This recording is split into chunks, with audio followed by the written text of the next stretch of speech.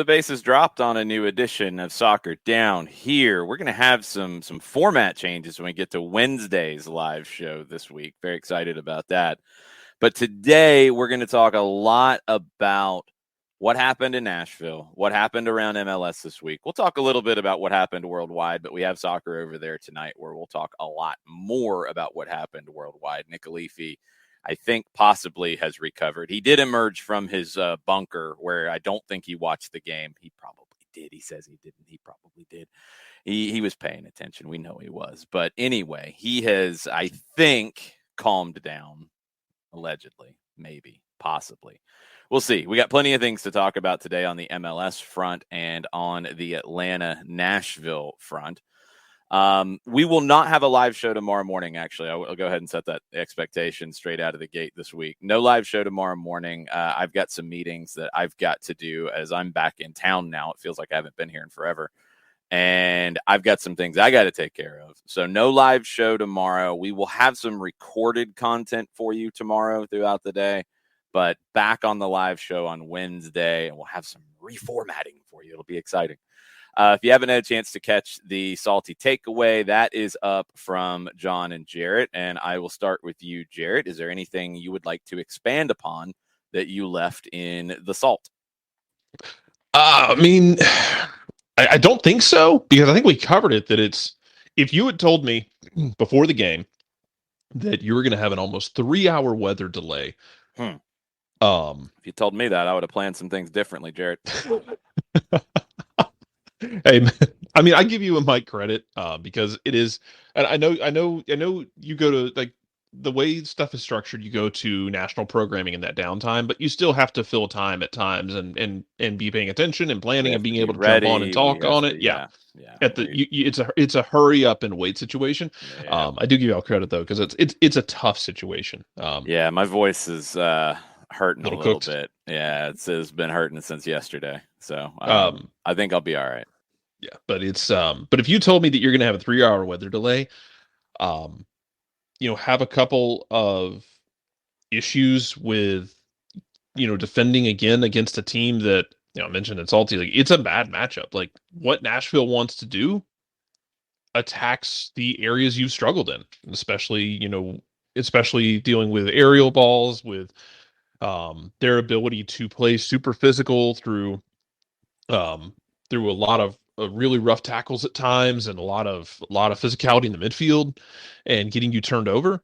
If you told me that you were going to have issues and have a 3-hour weather delay and you got out of there with a draw, I would have taken it without thinking twice. Because Nashville's tough to win in. Like, nobody's won in Nashville. Yeah, nobody's won there since like October of 20. Yeah, nobody. You don't go to Nashville and people don't win in Nashville. More often than not, they lose. If you go in there and you can get a point, and if you can get a point in a situation where, like, hey man, we had a chance to get 3 points at the end, you're feeling great. It was very nice to be on the other end of the, hey, somebody didn't kill the other team off and then it came back and bit them, because I would damn near guarantee you Nashville feels like we had chances to kill Atlanta off in that second half with turnovers and we didn't take advantage of it. Then they get a moment of, I don't know what else to call it, brilliance, that ball from Almeida into the box. Almada, it's not Matias. He's in Greece. You got to let him go, Jared. Let my Freudian slips be Freudian slips. Let him go. Let him go. But that ball from Almada is just absolutely disgusting. And it's that moment of individual brilliance, but it's nice to be on the other side of the, hey, Team A didn't kill off Team B when they had a chance and Team B came back and stole a point. It's nice to be on the other side of that coin. Yeah, but Atlanta United's come back to get points this season. Like, this is this isn't new. I know. They've come back not just to get a point before. They've come back and gotten 3 points. I mean, it was a weird conversation that I saw a lot of people having when things were kind of looking a little grim at the end of the first half into the second half about, like, this team needs fight. I'm like, what the hell? This team's got fight. Yeah. This team has had fight. This team has had fight for a long time. They don't just lay down. I mean, if you want to argue that, if you want to define fight as not getting points from losing positions in the past, okay, cool. Because, yeah, they went through a spell, 2+ years where when they were down, it was hard for them to crawl back out of that. And it was a huge victory to be able to rescue a point every now and then. They were very much, they like to get on the front foot, and if they weren't, they had trouble breaking things down. This year that hasn't been the case. They've been fighting back this year and rescuing points and being in positions to rescue points. I feel like that's unless I'm taking crazy pills, I feel like that's just been a thing they've been doing this year. They've scored a lot of late goals. We went through it on the full-time report with goals scored after the 80th minute. There is a lot of them on the board this year. And when you get those goals that late, whether it's Mulroney against Charlotte, whether it's this one, there's been others, you're getting Montreal's the other one. You're getting points. You're coming back. The fight, no, like I beg of the conversation. And I think our listeners are generally pretty good about it. I beg to not reach for sports cliche number 5 on social media during a game. Fight is one that always gets brought up. You can't quantify it outside of actually quantifying goals scored late. You can't say he's not trying hard. Okay. Are you inside his head? Did he tell you that? No, you can't. Like, don't go there, because these are professionals. These are guys who get paid. These are guys who this is their life. These are guys who work so hard all week long. Why would they show up on the fun part of it, the game day, and say, you know what, I don't really care too much today. I've worked for, hours upon hours all week. I've eaten right. I've slept right. I've watched the video. I've grinded on the training ground to get into the lineup. But, I'm not really going to try too hard today. That's why it's an absurd argument. So please, I beg of you, don't reach for sports cliche number 5. You're better than the, general college football audience who that's what they do. I had the chance to listen to Paul Feinbaum after all of the madness in college football when I was driving up to Nashville on Thursday, and I was thoroughly entertained. But man, the cliches that kept getting pulled out by the callers. Don't do it. Go deeper than that. What was wrong in this game? What was bad? They did not come back out locked in. Neither did Nashville, by the way. Joe Willis's giveaway is horrendous, and now you've got Nashville. It wasn't just the only one. Nashville. Joe Willis he gonna want to burn that game tape. Yeah, it wasn't just that one. He had a couple giveaways that it wasn't just like that dramatic giveaway that leads directly to a goal, but it was him playing the ball to his center backs or his fullbacks in a way that like took them out of an ability to progress the ball, so you couldn't move forward. He played a couple straight out of bounds. He's gonna want to burn that tape. Yeah, which is very hard to do when you're under pressure from a very good pressing team like Atlanta United. So give him a little bit there. Some Nashville fans are not. They're saying there's already a goalkeeping issue now, which is insanely ludicrous when you take the totality of Joe Willis's time in Nashville, and you want to say because he's had a couple giveaways that he should be benched. That's the conversation, which again shows the crazy is not everywhere. Not only here in Atlanta sometimes. It's everywhere. It's a thing where you weren't locked in. Neither team was coming back out after 3 hours because you can't really expect to be.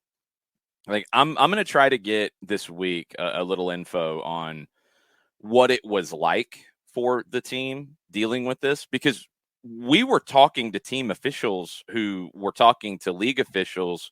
We were talking to stadium officials. We didn't know what was going on.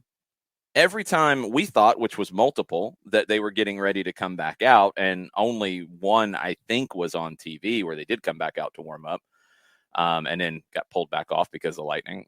There were multiple times that we thought they were coming back out to warm up, and it didn't happen.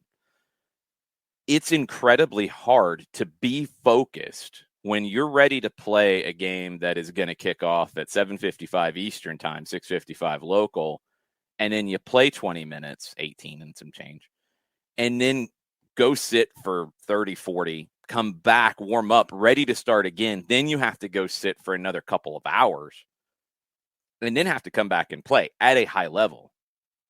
You're going to make mistakes. Mateus Osetsu's mistake, completely uncharacteristic. Joe Willis's mistake to give up the goal, completely uncharacteristic, in my opinion. You have problems. But how do you show what you're made of? You do what Atlanta United did. They didn't change who they were. They didn't say, "Oh man, we're struggling. Let's just start bombing it long and give up possession." Nope.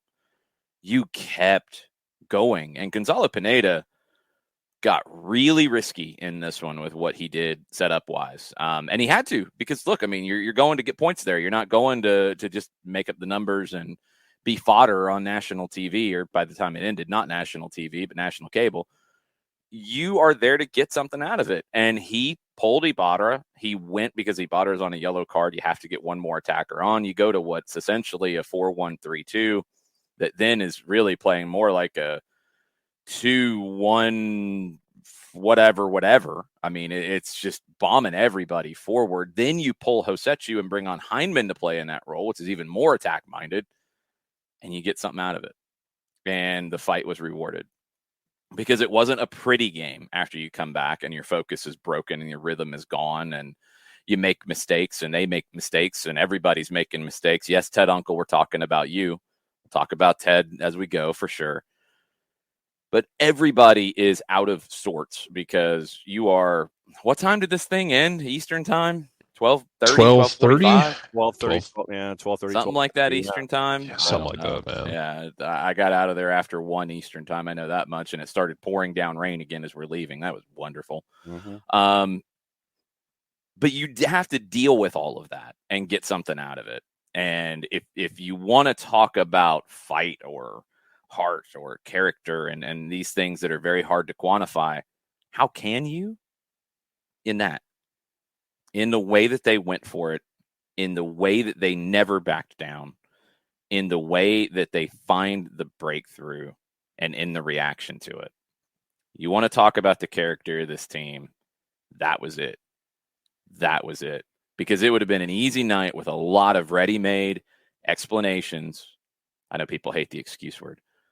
Explanations of, hey, we were ready to play at 7:55 and then we didn't get to play and we made mistakes and it happens. It's hard. We'll be back next time.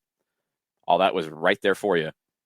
They said, nah, took that sheet of paper, all the cliches on it, wadded it up, threw it in the trash can, and Dom Dwyer set it on fire.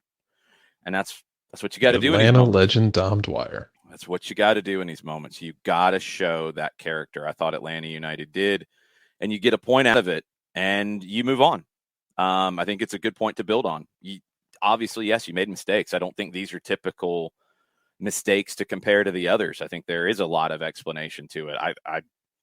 You can believe it or you cannot believe it. I don't know. I think it's easy to be, maybe inconvenienced watching this game or listening to this game because of the delay, having to play in it and having to get your focus back going again right after that restart. You saw multiple mistakes by both teams. That should show you how hard it is. It's hard to compare this game to anything else. But what you can take out of it is the fact that after that, there was no give up in that group. And there was a lot of fight and a lot of risk. And man, they kind of thrived in it. So it was a wild ride. It was definitely a very wild ride at Geodis Park. Full credit to all the 17s who made the trip, because a bunch of y'all stayed throughout the match, throughout the delay. I could hear Atlanta United fans chanting multiple times during the delay. I heard Nashville fans chanting too. Don't get bent out of shape, Nashville fans. I heard Nashville fans too. But to hear Atlanta fans for a pretty long sequence not get shouted down in Nashville during a rain delay was very cool. And I've seen the pictures of both sets of fans chanting on the concourses and drum circles and all of that. Great stuff. Wish that we hadn't had the long delay that did take some people, especially people with kids. Wish that hadn't taken them out of the building. Wish we could have had that atmosphere for the whole thing, because I can't recommend to you enough to go to that game. Atlanta, Nashville at Geodis. I cannot recommend it to you enough. It's a great venue. The sound is incredible. It's loud as anything I've been in, especially for that size. The way the roof structure is, it just keeps the sound in. It's amazing. It's an amazing venue. It's an amazing celebration of soccer in this country, and I highly recommend that game on your away trip list. Hopefully they're back in the Eastern Conference quick, so it's back and forth every time. So lots of great things to take out of it. We'll try to take what we can out of the match itself, which was chaotic. But John, anything else from Salty that you did not get to that you'd like to expand on, or anything you want to add? Yeah, just I think the number that you and Mike came up with was 7 goals, I think, this season in the last 10 minutes. And it's either from winning positions or it's just goals period. Yeah, goals period in the final 10 minutes. And I mean, I think that's something that everybody needs to hang on to as a number as we continue to go through the season, as to what we've seen with what we're seeing with Atlanta United. But I mean, think about the adrenaline ups and downs. I mean, even think about it from a fan perspective, just for starters. And I'll get to the athletic point in just a second. But I mean, you're a fan there at Geodis. And you're told, as Ted Uncle's waving to the skies in the 19th minute, and then the fans have to go into the concourse. You're a fan in the concourse. You're paying an exorbitant amount for a food or a drink, and you're sitting there, you're waiting around, and you get word, okay, hey, they're out there practicing, and it's like they're getting ready to go.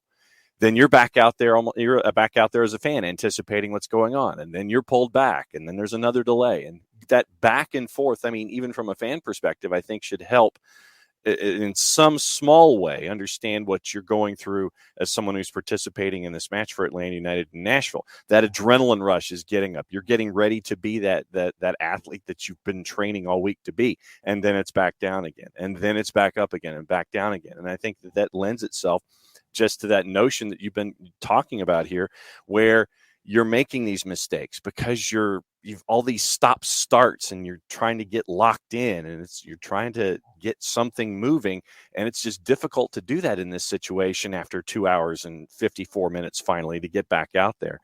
And the other thing that I did not mention in Salty that I guess is just a consistent reminder is when you're looking at, Thiago Almada and Marcelino Moreno and Luis Araujo, yes, we know what they're capable of in an offensive sense. But what I would also like for folks to do is just go back and look at them defensively and see how many times you're looking to the offensive, you're looking to the attacking half, and you're seeing those guys, pushing toward goal, and all of a sudden you see them all the way back at the other side. I think that their defensive efforts are unnoticed a lot of the time. And I think that that's something that we need to hang on to as well, is that when you see them backtracking as quickly as they do with the offense being what it can be, I think that looking at the defensive efforts of those guys also gets unnoticed a lot.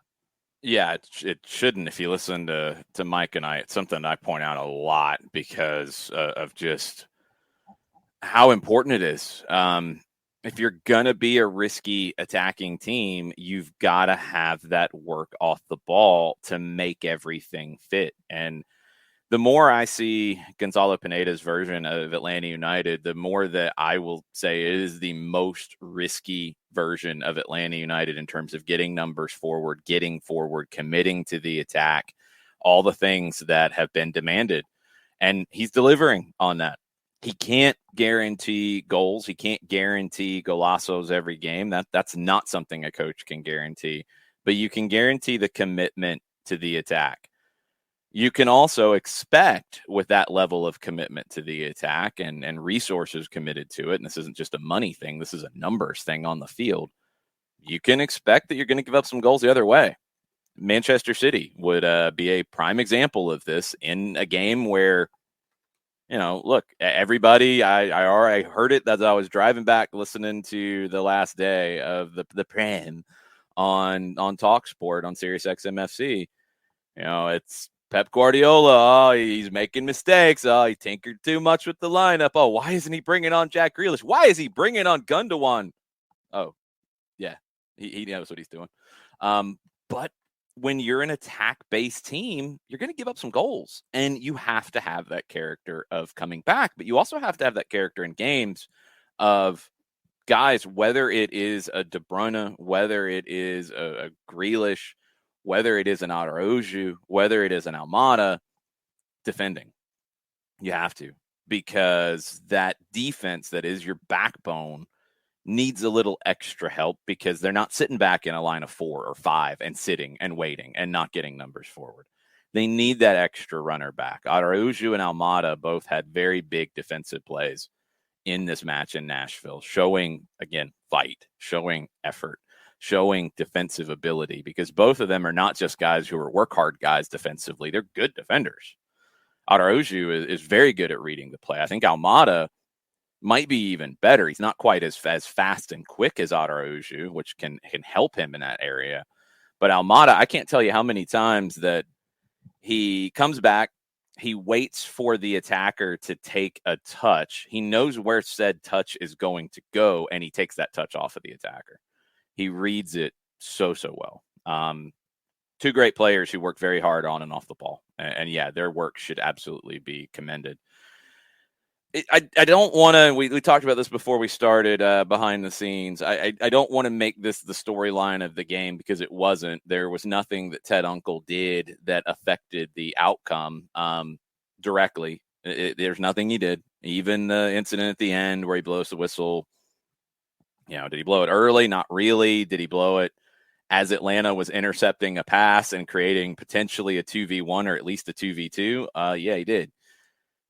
He didn't affect the result, but he made it not as good of a match as it could have been for both sides, but especially for Atlanta. I want to be specific with my criticisms here rather than referee bad. It's not that. He did not manage the game well from a card perspective, and he has been he's used the cards a lot this season, more than he typically had in his MLS career. Well, this one, I felt like until the end, where you give Muil one for time wasting in the 82nd, Zubac for one for a foul, which was the same foul that Ibarra got one for. So, okay, fine. I felt like guys should have been on cards before. I felt like he gave a lot of leeway for shenanigans. The Anibal Godoy situation after the second goal was one of the more embarrassing things I've seen in a long time. Alex DeJohn is playing the ball back up to midfield. He doesn't just turn and blast it. He's trying to chip a ball over after the goal scored up to midfield so Atlanta can kick off quickly. Godoy is in the way. He gets hit. Again, not hard. But Godoy goes down and acts like DeJohn tried to kick it at him on purpose, tries to get DeJohn sent off. Then when they're going to bring the trainer on, he wants to hop up and say, no, I'm fine. And credit to Uncle, he made him leave the field, but then he comes right back on to kick off. It was embarrassing, though, and I don't expect that kind of stuff from Anibal Godoy, to be honest. The dive from Alex Muil at late, Luis Araujo slides in front to try to block a pass, and Muil, before there's anything there, flops down, was horrendous. That kind of stuff. Okay, the line was very wide.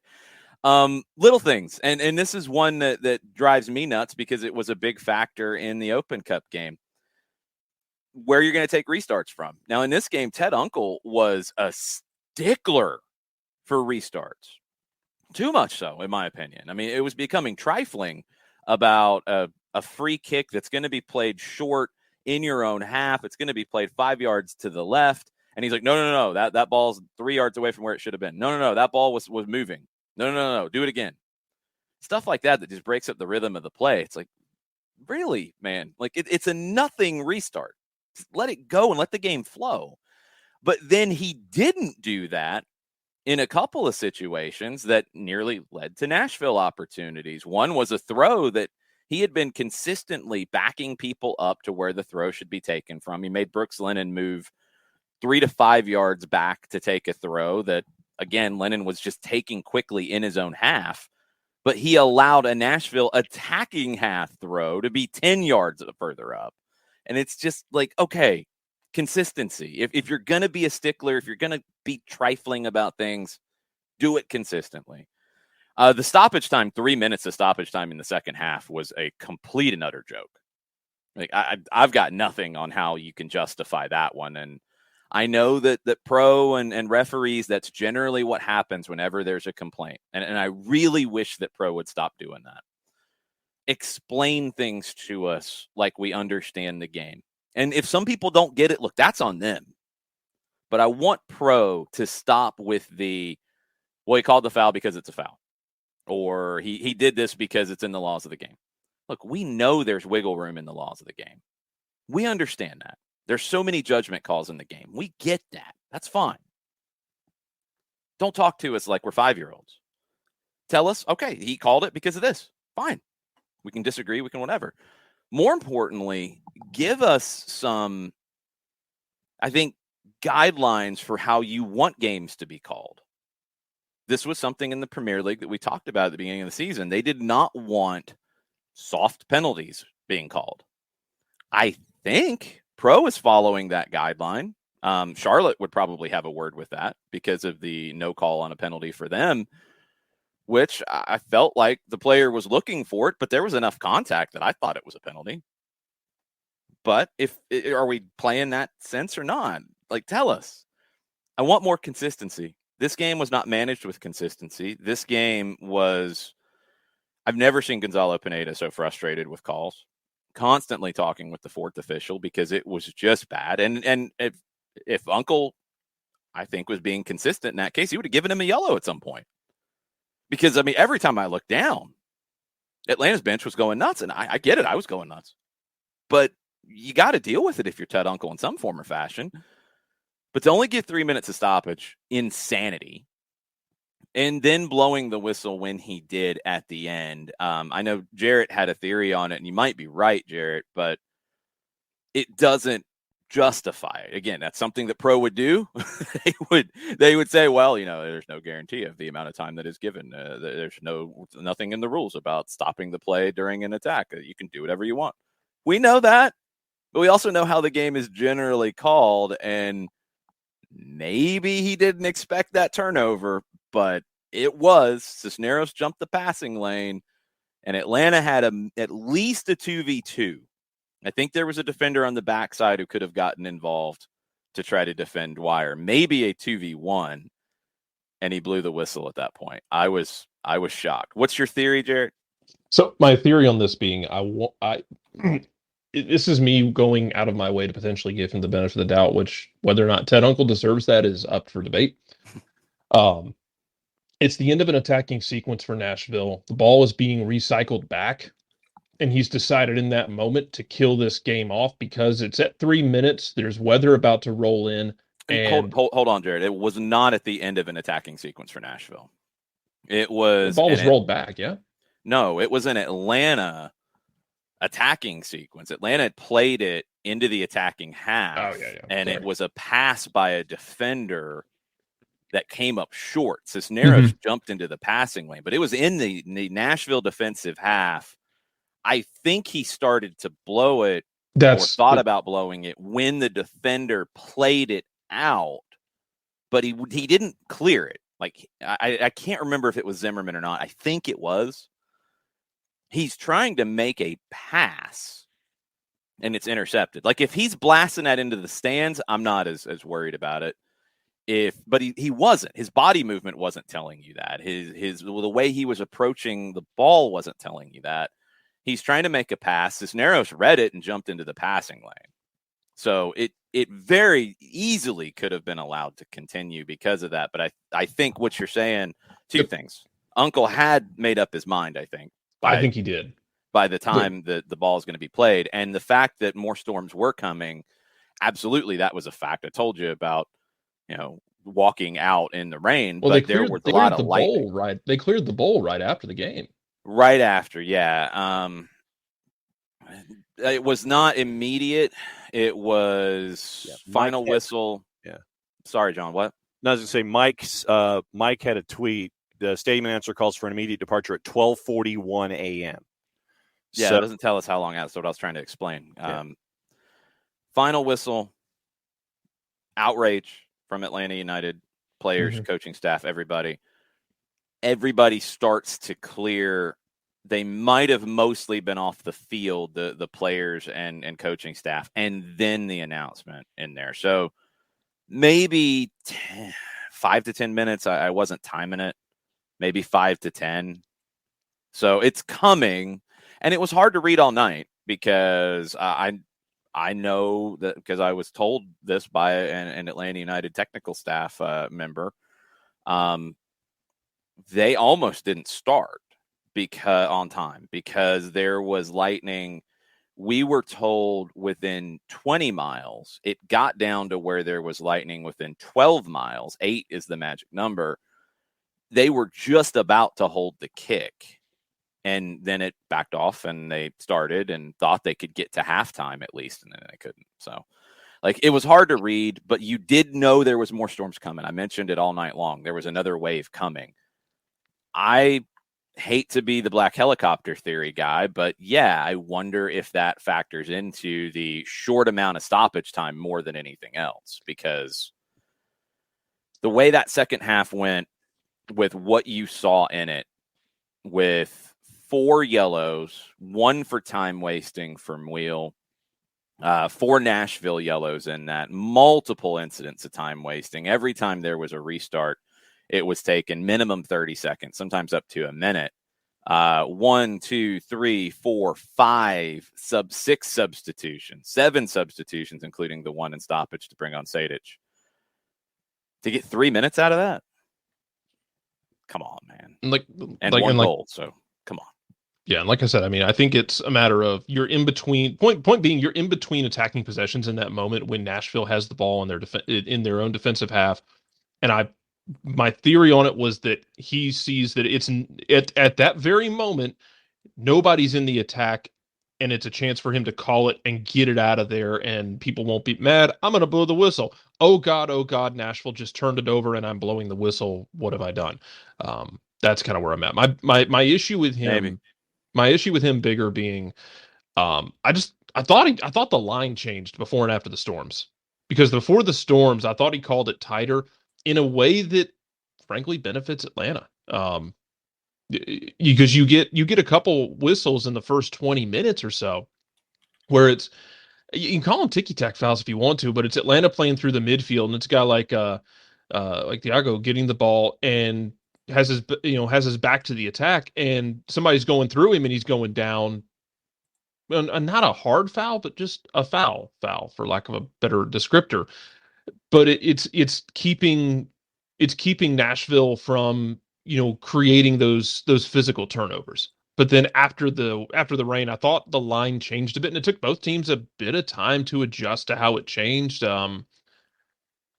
I still don't know what it takes for Top Rananunga to get a yellow card in these matchups. I feel so bad for Andrew Gutman. He has been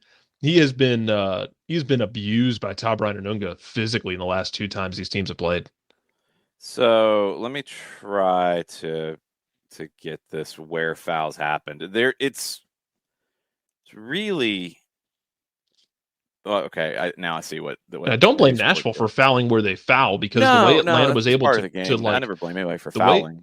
The way Atlanta was able to cut through the lines at times with some of their passing, like to get it up into the attack, it was just it was dangerous when they were able to do that and break away, and Nashville wasn't able to stop it. Atlanta's going to create opportunities that way. We talked about it on Salty. Like I described it in my way of the concept of danger being a building danger and an immediate danger, because Atlanta would be building the ball up, building up play, and Matesa Setu is playing a ball 20 yards on the ground that's hunting gophers that ends up at Thiago's feet or Araujo's feet, and all of a sudden Nashville has to switch on okay, they're building, oh God, they're here, they're at the front door. The call is now coming from inside the house. Yeah, I'm looking back at it, Jarrett. I think you're being unfair to Uncle here. And it pains me a little bit to say that. No, it's fine. Tell me why. He called 3 fouls in the first 18 minutes. That's it. 1 against Nashville. That was the one. Yeah, that was the one very early, but it's 1 foul. There were 19 fouls called the whole game, which is low for him, even for him, low for I thought the way this game was played. He did call it, like, looking at it, it's funny who scored. When I initially pulled up their chalkboard to look at where these things were happening in the timeline of the game, I'm like, why is there this giant gap? Did he not call anything for 60 minutes of the game? Oh, they had all the time for the first half, like all listed here, because I guess they didn't stop their clock internally or whatever. Anyway, he called 3 fouls, 1 against Nashville, 2 against Atlanta before the 18th minute. The stoppage was like at 18-11. And then after that, to finish the half, he did call a flurry of fouls. Yeah, the first half, according to SofaScore, or to Who Scored, ended at 45 plus 146. 11 fouls in the second half out of the 19. But it did feel like it changed. I totally agree with you in that. It felt like what was a foul, what wasn't a foul was constantly evolving. There wasn't a lot of consistency with it at any point in the match. But one thing I think I said it on air, I know I was thinking it, was if he was going to allow some of the physicality, and what Nashville did really well was balls being played into an Atlanta player back facing the goal they're attacking. I mean, it could be at midfield. You were getting Zimmerman, Romney, Anunga does it a lot, bumping from behind. What they do really well is sometimes they went too far and they grabbed. That didn't get called either. There was one that Zimmerman, I thought, just completely abused somebody from behind and should have been called, but it wasn't. What they do is they try to time it when the ball's going to arrive.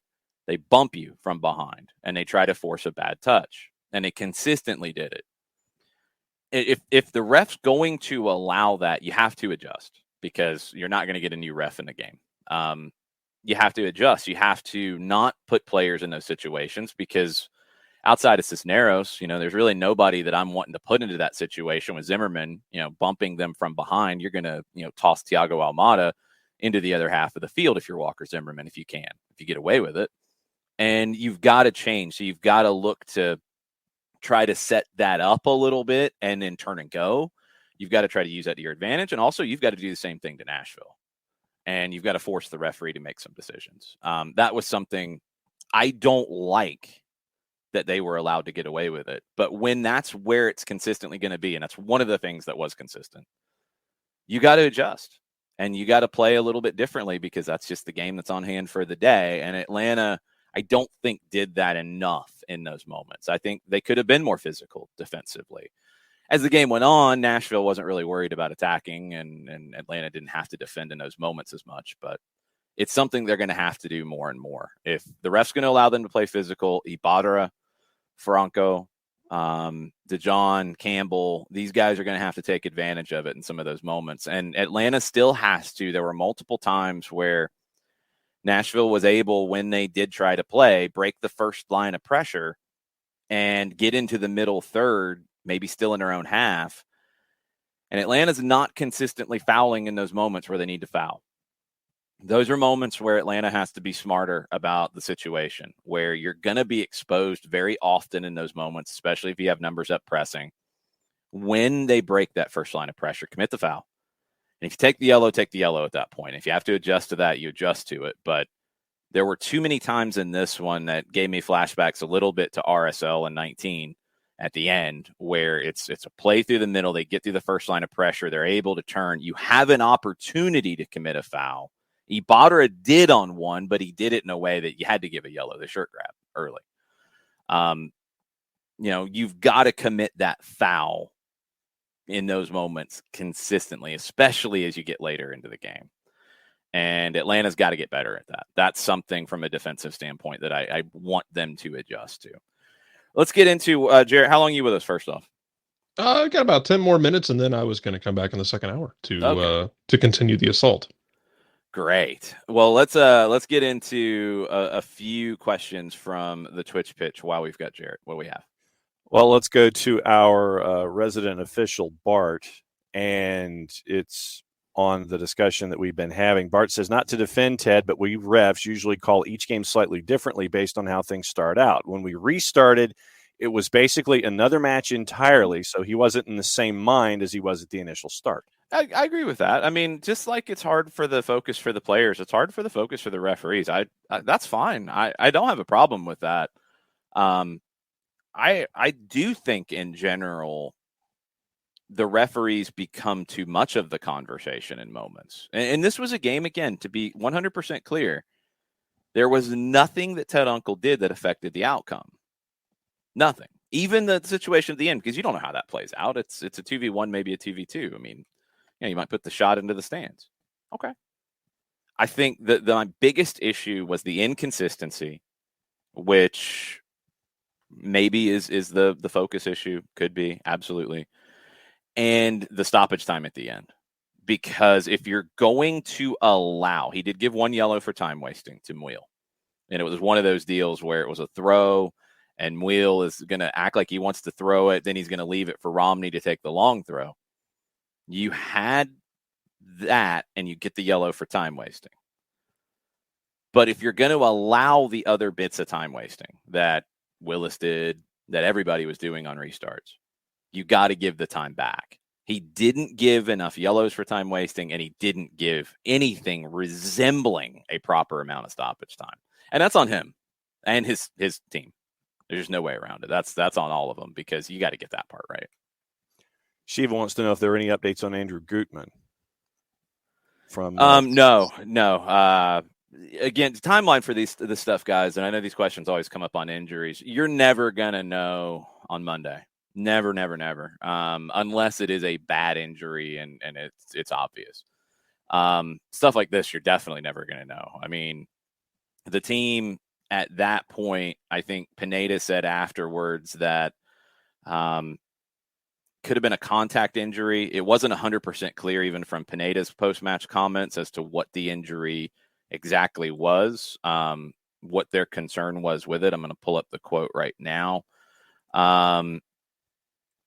But you got back, who knows what time, Sunday, pretty early in the morning on Sunday morning, and then you didn't probably go to the training ground if you're Gutman. So you're not going to know at a minimum until today, let alone probably for something like this later in the week. So I wish I had answers for you in these moments, but I don't, because we don't get down to the locker room before they leave in these situations. We don't get that information. We don't know. What he said is on Gutman's injury, he said it was more kind of closer to the hip or the quad, the outside. I don't know if it was a tackle or if it was due to this warming up when we come back. We're going to make the test and see what the prognosis is for him. So I don't know what that is. I don't know if it's he got hit. I don't know if it's a muscle injury. And I don't think they really knew at that point, because he mentioned earlier all the delays, all the issues, what happened with Andrew. We had to sub him at halftime after that kick I think he received, no call, no foul. And then later he went into a little more detail on it. I think it was confusing in that moment because it was a long night and it was hard to follow all of it. And that was in the midst of all of it. So I don't think Gonzalo really knew what the injury was at that point. We're definitely not going to have any kind of a prognosis. So it's going to be later in the week before we hear anything. And on Mondays, we're very rarely, by the time we do a Monday show, going to have any kind of answers for you. Let's see. I'll save Ricky's for the last one because it's a good last question. Shiva, wonder if George Campbell will get more minutes. Nothing against Alex, but we need someone more like Miles to cover more ground, maybe better on 1v1 defending. I don't know if George is better than 1v1 defending, Jarrett, but he is more like Miles in that he covers range. And I talked about that in pretty significant detail in the full-time report about how that might be the more like for like. And it wasn't a possibility at the time because George was injured when Miles went down. So with George coming back to closer to full fitness, maybe it's not for this weekend, but after the international break, I'm not surprised, and it's no knock against Alex DeJohn's performances. I'm just not surprised if George Campbell, because I think he was the number 3 before his injury, if he becomes the replacement for Miles for more of the rest of the season. Yeah, maybe. I mean, I brought this up on the full time on the on Salt about whether or not, in some situations, depending on how the flow of the game goes, do you go to 3 at the back? I don't think you do. Not often. I mean, but I'm saying if someone rolls out, 2 attackers up top, and they even then, no, I think that was that was a hindsight thing specifically. To be clear, because that comes up a lot when somebody does it. That was a hindsight thing from Bielsa. Bielsa, that is a rule that one he has more than the attacker. Fast. Yes, hindsight follows that to a T. Every time you would do that. He even got away from it a little bit at the very end. He kind of went halfsies with Sosa as a midfielder / center back when needed. Pineda hasn't shown that. So, no, I don't think it's going to be they're playing 2 up top, so we have to play 3 in the back. I think if he does it, it will happen in games. He did 3 center backs last year because he felt like that was the way he was most secure without having time to build what he wanted to build. He's built what he wants to build. They're playing the way he wants. I don't think he wants to sacrifice an attacker to put on another center back. So I think it'll be a situational thing in match, not a starting. Oh, that's what I'm not trying to say he starts a game with 3 in the back. I'm saying if the game state calls for it in the 70th minute, 80th minute. Sure. But it won't be because of 2 attackers, though, to be clear. He's also shown he can be your emergency, 6, honestly, if you need him to be, because again, he covers ground like a damn deer. And there's parts of George Campbell's game that are catching up that, he's going to make those mistakes that young players make at times. George Campbell's been really good this season. I know people got hung up on made a mistake. People get hung up whoever's playing center back at the moment because it was George Campbell. Then it becomes Alan Franco. Then it becomes Alex DeJohn. Whoever's in center back at the moment is the flavor of the week. George Campbell's going to get his opportunities. We know Gonzalo Pineda really, really loves George Campbell and what he brings and what his potential is. But yeah, to your point, I mean, and it's a good point for Shiva about he is that more. It's hard to compare anybody to Miles Robinson because he might be the best 1v1 defender on the continent.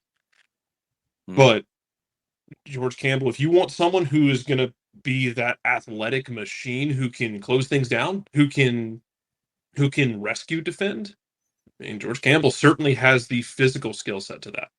Yeah, it's not closing things down or the 1v1 defending as to why I think he gets it. I think he will get it because he gives you the ability to play a higher line. And it's more of that range he can cover dropping back with his pace. That's the key. It's not closing things down, stepping up. It's being able to recover. Sorry. Yeah. It's just different terminology. Closing down's usually. I need to clarify. No, I need to clarify. Thank you. But yeah, I think that's why he'll get it. And Alex has been fine in those situations. He has been, and George is going to have to earn it because Alex hasn't done anything to lose it. But George gives you the ability to play more in the way that you want, and it has been mentioned by Pineda and I think by players in that idea of, do you have to adjust how high you press, how much you go for it with Alex DeJohn as a center back because he's not Miles Robinson. George Campbell is more like Miles Robinson in those situations that you're looking for where ball played over the top, he can run it down. You can be more aggressive with a higher line because he can cover that ground. So I'm not going to be shocked if by the time we get to the first match after the international break and maybe Pachuca is an opportunity to see it a little bit in action, if George Campbell and Alan Franco are the center back pairing with Alex DeJohn coming off the bench. Abby's asking if do you think you start Dom over Cisneros? No, because I don't think Dom gives you what Cisneros does in the press. And I think before you get to that answer at this point, you're going to have Joseph back in the mix. So, and he's going to start over anybody. But right now, no. Just because Dwyer finished a goal off at the back post that was dusted off, dressed up real nice, put on a platter by Thiago Almada and Brooks Lennon, and I'm not dismissing what Dwyer did. Smart ball from Lennon too, just to not try and lash into the net, just to have the wherewithal to just guide it across the face for the tap in. I'm not taking away from Dwyer's goal, but that doesn't earn him time over all of the work that Cisneros has put in, including nearly picking a ball off and starting a counter in the 93rd minute. The work that Cisneros puts in defensively is huge for this team. The press is huge. Now, Joseph is not Cisneros in that regard. We talked about that earlier on the show last week. You're going to have to adjust. You make that adjustment for Joseph Martinez because you expect him to get more goals. So Does that mean Moreno has to be more active in the press to make up for that? I mean, Almada and Araujo are pretty good with it already. Does it mean that Hosechu steps up higher and Moreno drops a little bit behind that first line with Joseph, and then you force the turnover, and then it's Moreno and Joseph who are running at people? Oof, that's dangerous. You can find ways to make that work, but you're going to have to adjust to it then. Again, no offense to Dwyer, you're not going to make those massive tactical adjustments for what Dom Dwyer gives you. You will for Joseph. Cisneros allows this team to be themselves more in their current form. Joseph will be Joseph, is what you're hoping. And Joseph will read the game well. I mean, he's a good defender up high, but he's not going to cover the ground that Cisneros does. Cisneros is trying to make a point with his work rate to stick around. He's doing it. He's absolutely doing it. Joseph won't do that quite as much. He will pick his spots too, but he also positions himself really intelligently to either get into a passing lane or to be off of the front group and be able to help in the second wave. Shout out to Ronaldo Cisneros for having the same number of goals that Karol Swiderski has in 5 less games. You're gonna keep going on that one, aren't you? I'm choosing violence as long as I have to because Jesus. Charlotte made it difficult for themselves against Vancouver, who was playing a 17-year-old in goal that felt like they were like walking through with one of those like child leashes onto the center backs because they were babying the guy the whole way through. Vancouver showed some marbles in the game. Yeah, they did. Because that's a ton. We talk about it all the time, like teams like the East Coast teams going west. Man, Vancouver played the midweek, I think, and then had to hop on a plane and flew across the damn country to Charlotte on a hot, miserable day in Charlotte, North Carolina. Made things tough. Yeah, I wanted to pull up one number before we ended this topic about the press. Cisneros led the team in attacking third pressures, along with Marcelino Moreno with 6. Ibarra was next, who was very aggressive in that attacking third pressures when you're holding midfielders with 5. Hosechu, the other holding midfielder, had 4. So I think what they did in this one a little bit more, Araujo had 4 as well. Almada kind of dropped in underneath that first wave. Joseph will drop into that more often than Cisneros will, obviously. So it'll tweak things a little bit, and they'll be okay to find that out. But yeah, I don't think Dwyer displaces Cisneros for Saturday because I'm not expecting Joseph for Saturday. We'll see what happens once we get back to league play after the break. Jarrett, we'll talk to you in a bit, I guess. Possibly, sounds good. Maybe. Yes, you will. Bye and stuff. Okay. All right, John, tell us about our good friends over at Eliminize. I could certainly do that. QR code over my left shoulder without any glare. For those of you watching on Twitch, for odor-free, clean, fresh air, one place you need to go. It's Eliminize service. Deodorizing enclosed spaces like houses, apartments, and condos, they've created a customized solution that eliminizes all organic odors, including those like pet cigarettes and food. Realtors and property managers use Eliminize service to eliminate bad odors to help them sell or rent their homes that much faster.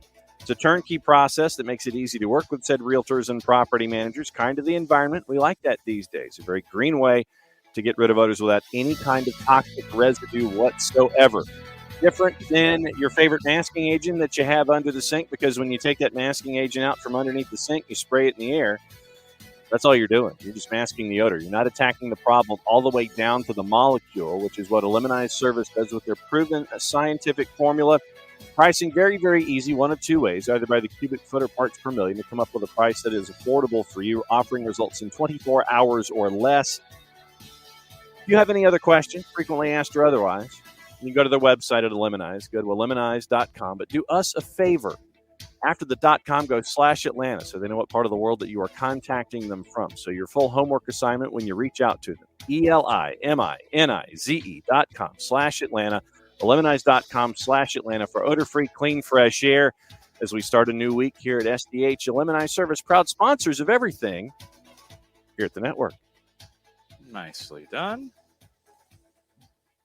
Silly season's getting massively silly when it comes to MLS players already, with major European seasons ending over the weekend.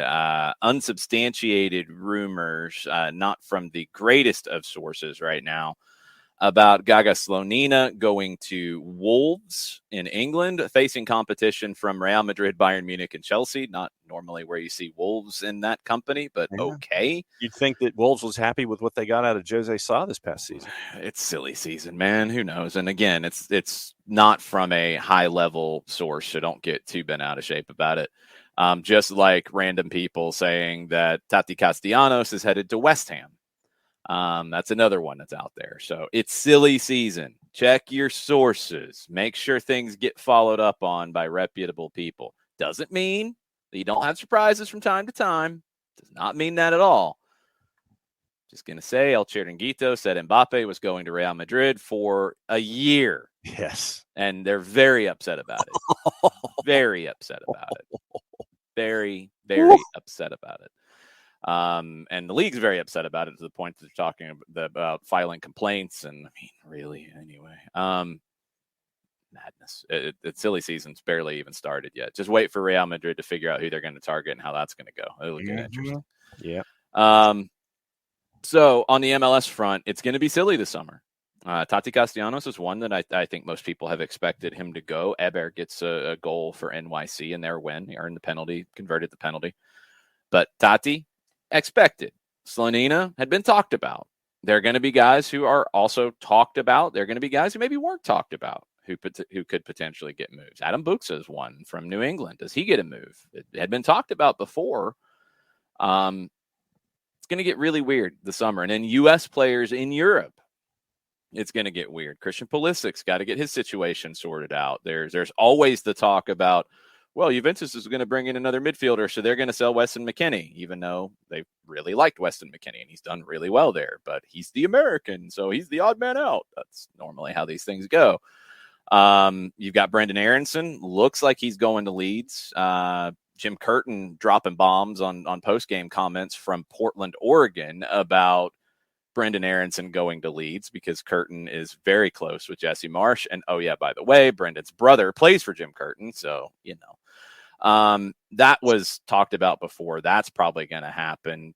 Brooks wasn't called into the national team for these upcoming games, but where's he going to end up? Could his situation change before the September games? Probably not, but you don't rule anything out at this point.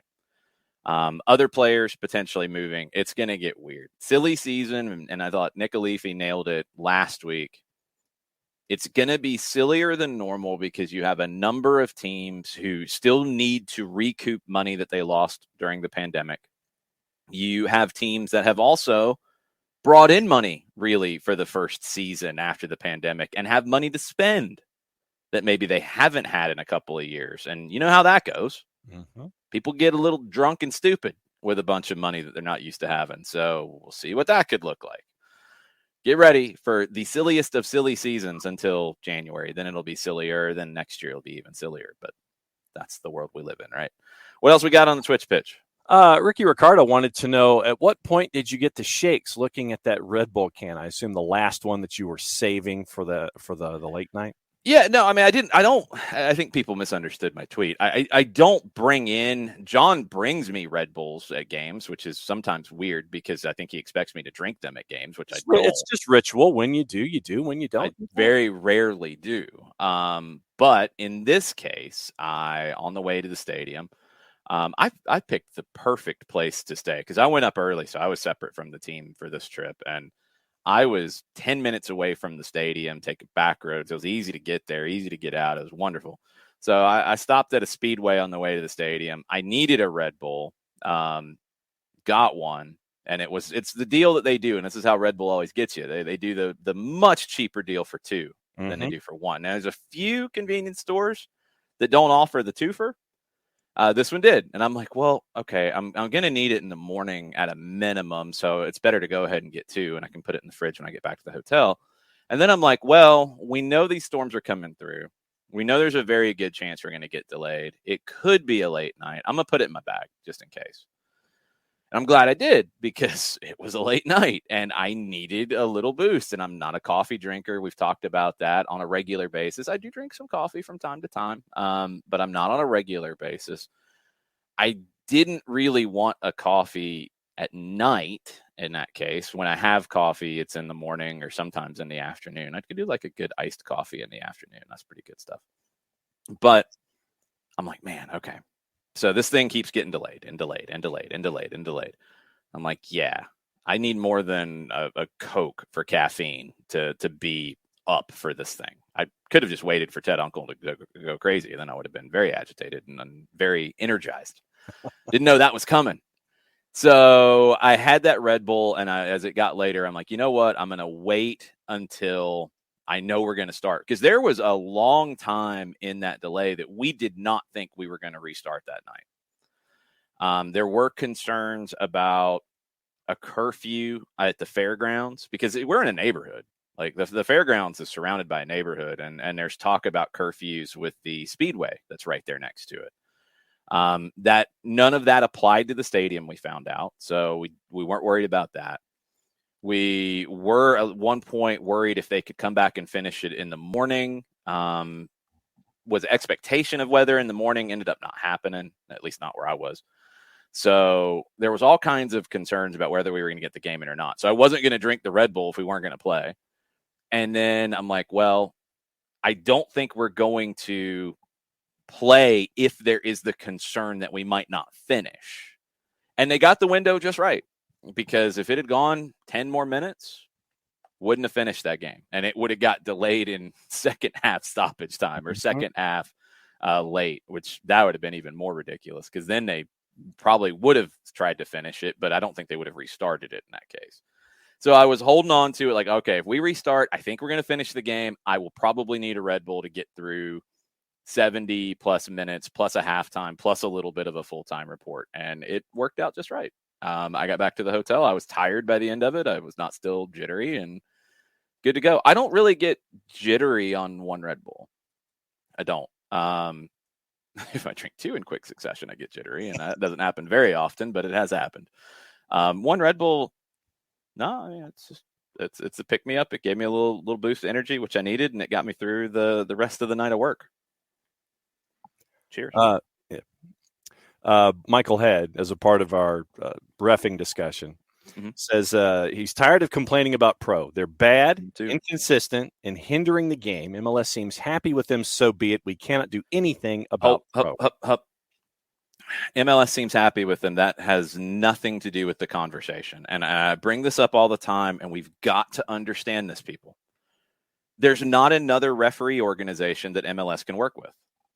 There's not this is not like high school football or college soccer or anything where there's assigners out there, youth soccer, where you can go work with a different group of referees. These are the referees.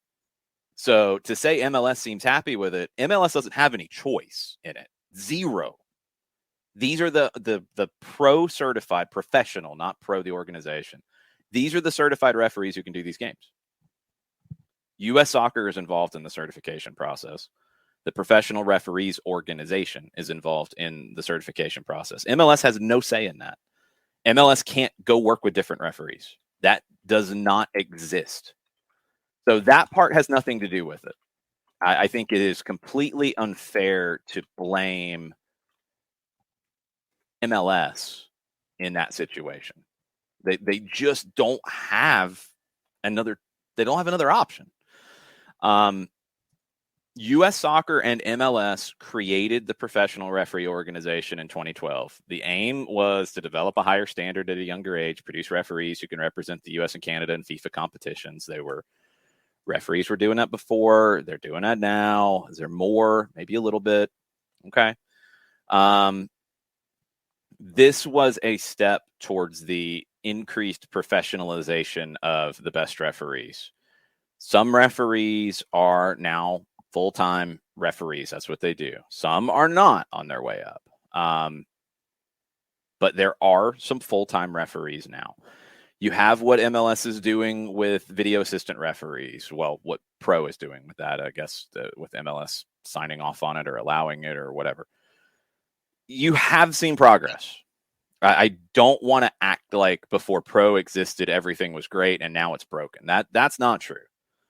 What I think has happened is the game, and this is in sheer numbers, has outgrown what pro has been able to do.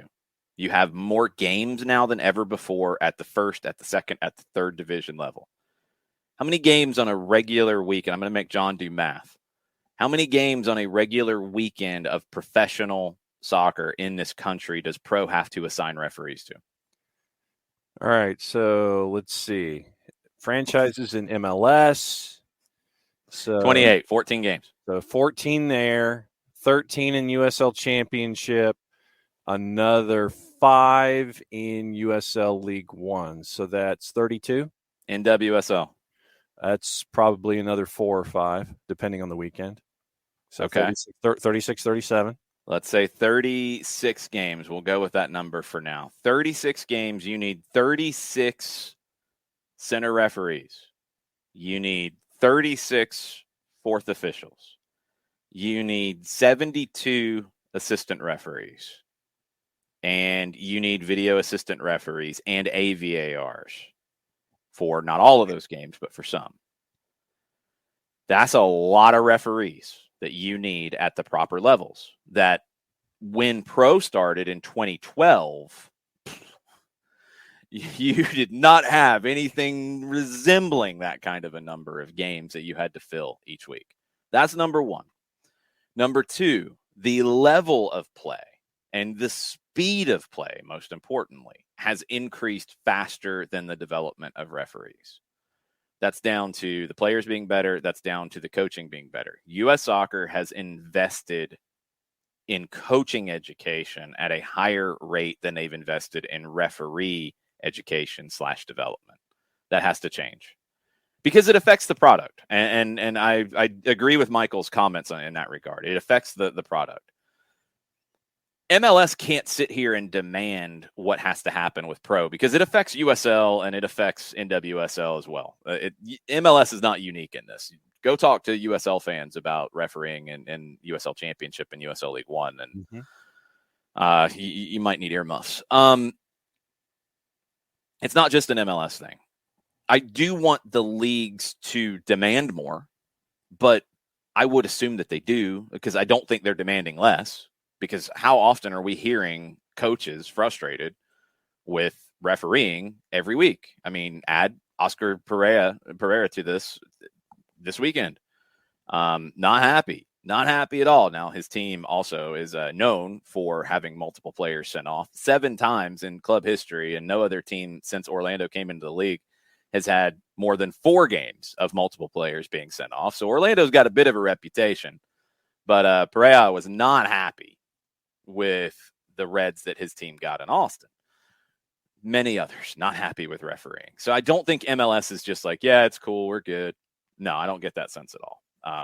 Nothing like that. So what they have to do is, okay, we have this joint thing, and USL is now part of it. USL and NASL, they didn't have resources to create a professional referee organization in 2012. They have a say now. NWSL is a stakeholder now. All those things are in this. But the development has to get better. And I think the way it gets better, and I've said this before, Pro tweeted out yesterday about the video review system in a centralized video operations room last weekend. Howard Webb talked about it. That's out there. That's one thing that I think can help, but I think dedicated video assistant referees is the number one thing. The way it can get better beyond development, which is something that has to happen, we need clear commentary from pro. And if it's Howard Webb, because of his background and his experience, then he needs to be the front person. Don't put somebody else out there who's going to talk about one incident out of 5. Don't put it on them. Howard needs to step up and do it, or somebody similar. Mark Geiger can do it. Yeah, I know some people don't like Mark Geiger. He's one of the most respected referees, one of the most decorated referees ever from this country. So yes, he can do it. S.E. Baharmist could do it. They need to be out there and they need to explain when something they feel is right, why it's right. Don't give me the nonsense garbage that they too often do about, well, they didn't feel like it met the laws of the game. Like, we know that, but tell us why it didn't. And if it is a directive of a certain way that they want referees to work, we need to know that, not broadcasters, everybody. We need to know. And when people get it wrong, we need to know why they got it wrong. Because it's very rarely because they didn't know the rules. It's because it's a judgment. And pro wants them to do it a certain way. We need to know that, and it needs to be clear, and it doesn't need to be referee speak that can justify anything. Because if I want to justify a call or a non-call, and I'm a referee spokesperson, that's easy. It's easy because the laws of the game give you that wiggle room. It doesn't accomplish anything to do that. We need explanations. We need to know in these situations. They got it right. Why'd they get it right? They got it wrong. Why did they get it wrong? Don't give me the lawyer speak from the laws of the game, because that doesn't change anything. And here's the third one. When referees get it wrong and pro rebukes it and says they got it wrong, punish them publicly. And this is not to shame them. This is not to create narratives out there. It's to show that, yes, they do have accountability. We know that referees have not worked after big errors. We know that's happened. But there's only been one time that I'm aware of in pro's existence that they specifically said referees would not work the following weekend. And that was the misapplication of the laws of the game incident in USL Championship last year, which is different entirely. We need more clarity. We need real talk from pro. And I will also say that fans and teams and broadcasters, all of everybody else, if we get that real clarity, you got to accept it. And you got to accept that sometimes it is a judgment call and you're going to disagree. And that's, tough. Refereeing's very hard. They're never going to get every call right. They need to get the big calls right because they have video assistant referees. But we need more clarity. We need more transparency. And we need better development. The number one thing to me is development. We just don't have enough top referees to cover all of those games every week. We just don't. We need to use the retired referees to fill the VAR and AVAR slots, or referees who are not in the pool to work on the field, because that takes good referees out of the field and puts them in a booth. The booth is very important, but the field is even more important. And we need those people on the field across all levels. So we've got to get better with this stuff. And I just want pro to stop being scared, stop coming from a defensive stance. They came out, they started to be very vocal in 2020 about this is right, this is wrong. We're going to show you why these decisions are happening, et cetera, et cetera. And when they had more than I think they were comfortable with, they backed off of that. Can't do that. If you're going to do it, do it. If you're not, well, then you're going to hurt your product and you're going to hurt your reputation. You've already opened the door. Do it the right way. We need better explanations. We need more transparency. But more importantly, and this involves U.S. soccer, and I know Cindy Parlow-Cohen's has been very busy these days, and she's done an amazing job as president. I was really glad to see Grant Wall's Friday newsletter give her a ton of credit for being transformative for the game in this country, because she 100% has been. But I need to add this one to the list of referee development. It has to be a higher priority for U.S. soccer, because you go further down, you get outside of pro's purview, you've got issues too. You've got issues for numbers at the youth level. You do have a lot of parents and a lot of youth coaches who think they know the game, and they do not know what they're talking about when they're yelling at a referee, especially a kid. You've got those as issues, but from a development standpoint, it's not where it needs to be. Coaching has gotten there. It still obviously needs to improve, but it's so much better than it was because they put resources to it. Got to do the same for referees. That's number one. Dedicated video assistant referees is number two for me. More transparency, more clear talk about decisions. to educate everybody. That's number 3. These are things that are a must going forward. And it's not all on MLS. I don't want to put it all on MLS because they don't run professional referees organization. They don't. And they don't have another alternative if they don't like what they're getting. Bart says the country needs more good refs because we have more soccer games going on than anywhere in the world. Pro just can't hire any ref. They have to find talented refs and develop them to be better, hold them accountable for their mistakes, and use good performances as examples for the organization. And use bad performances as an example too. Not to point somebody out or ruin their reputation, not at all, but to point out like, hey, this is where it went wrong. Don't have it go wrong in your game. This is where you can learn from it. Same thing we talk about with coaches and Matt Lowry talked about this from the Atlanta United Academy perspective. Coaches, they always want to win every game, especially, any coach who's getting paid to do this. Professional coaches, even in an academy situation, they want to win everything. But youth coaches in those moments, they're almost like, okay, we have a loss. Now I've got more to sink my teeth into. Now I can demonstrate more to this team and teach a little bit more. Referees can do that too. And I think the situation that we talked about with Jair Marufo in Miami, that was a prime example. Jair Marufo's reputation is great. He's one of the best referees this country's ever produced. No way. And 1 bad call, 2 bad calls, 5 bad calls. That doesn't change that. That mentality's got to stop. It's the same thing about, a player made a mistake. He needs to be benched. He shouldn't even wear the shirt anymore. Stop that nonsense. Referees do the same thing. Jair Marufo is one of the best ever.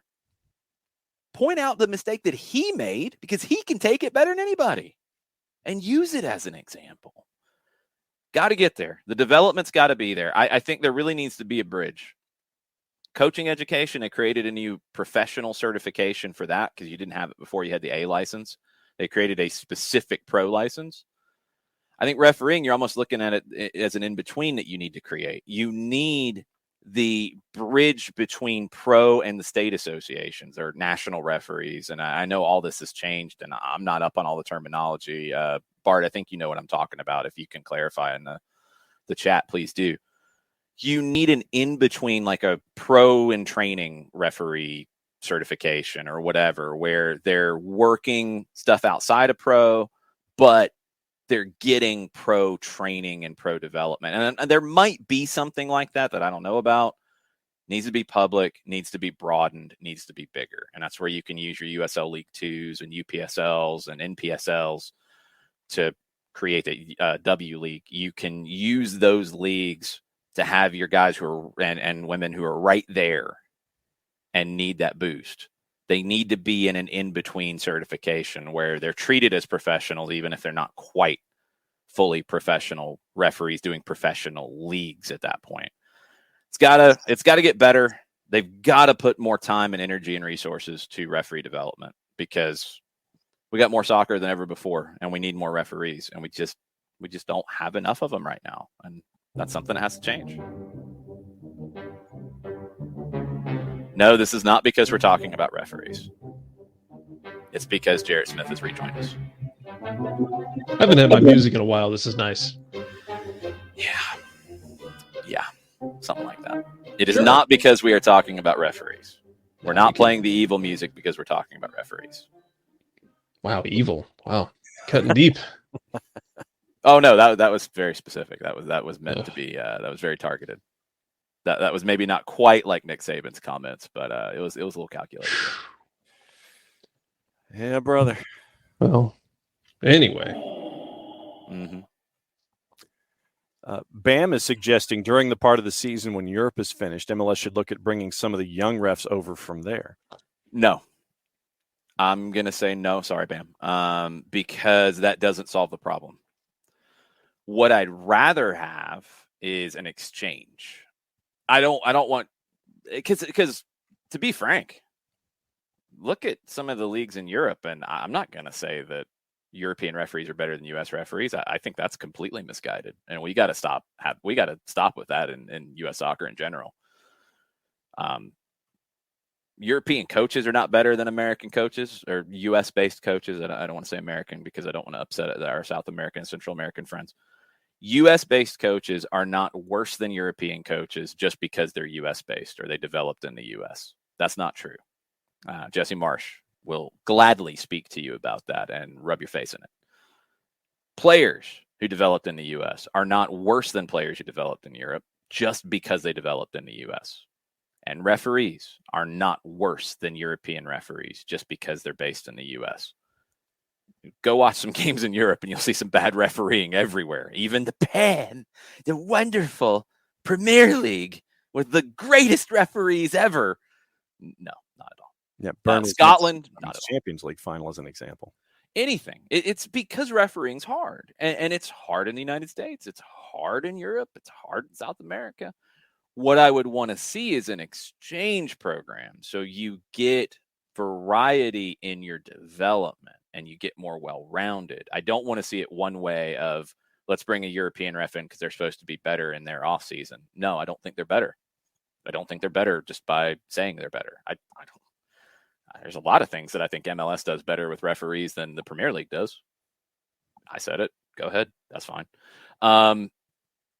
You need an exchange. And I would actually, because of the player makeup in MLS, I would exchange with South America and with Mexico. Mexico is an easy one because you're going to do Leagues Cup anyway, and you're probably going to have like a kind of a mixed referee pool for that. Exchange. Do an exchange. Have some of the top Mexican referees come over here and work a couple weeks, and have some of the top U.S. referees go down there and work a couple weeks. Do that. The game needs more of that than it does European influence in the United States. And this is not just a referee thing. This is coaching. This is across the board. The MLS player pool is going to it's more Latin than ever before. It's more of this hemisphere than ever before. And we need referees that understand the way players think and operate from those areas more so than European referees. I am the anti-Euro snob on the show too, by the way, if you ever wondered about that.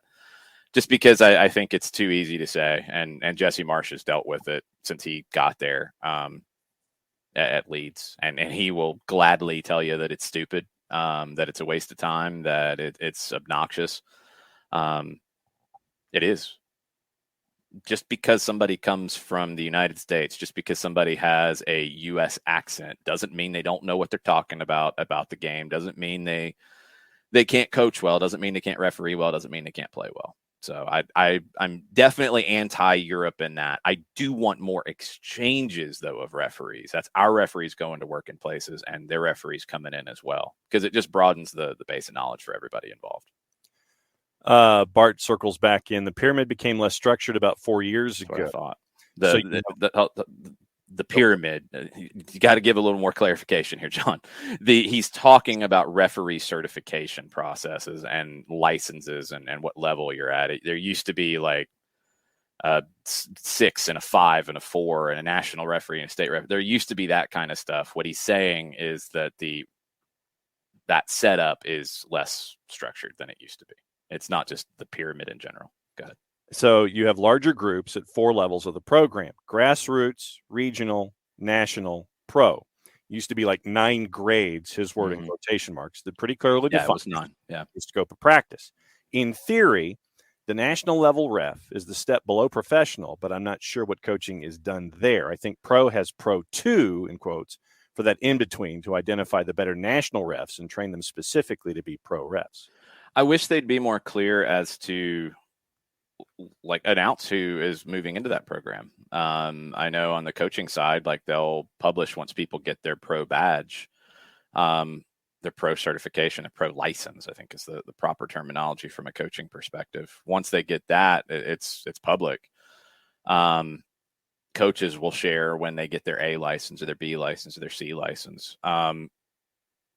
It just needs to be more clear, and more than anything, it needs more resource to it. It needs to be better, and you need to have more people involved. And I feel like too often refereeing is still political with assignments, and it's political with coaching too. It's political with player selection. It always will be, but I think it really hurts the referee side because it has been a closed shop. And that's why the approach that drives me nuts with the idea that you can never say that a referee got something wrong. Like that is too often the approach from the referee community, and that approach hurts more than helps. It's not protecting referees. It's honestly misleading people. You need referees to say, hey, got it wrong. Or the referee organization to say, hey, we had a mistake here. And we're working to not have it happen again. You can't make any guarantees, but you got to have more of that rather than anytime anybody says a referee got something wrong, it's no, they didn't. No, they didn't. Nope, everything was right. 100%. Every call was correct. No, it wasn't. No, it wasn't. And when you talk to a referee outside of that area, they'll talk to you in real terms. But publicly, we could use a little more of that. It would help. It would definitely help the conversation. So we've spent way more time on referees than I intended today, but this is what generally happens. They had nothing to do with the outcome of the Atlanta-Nashville game. Absolutely nothing. I think it hurt the game more than it helped the way that Ted Uncle managed it. I think the stoppage time amount of time was a joke. The end of it was a joke. I think he misread that. I think those are very bad.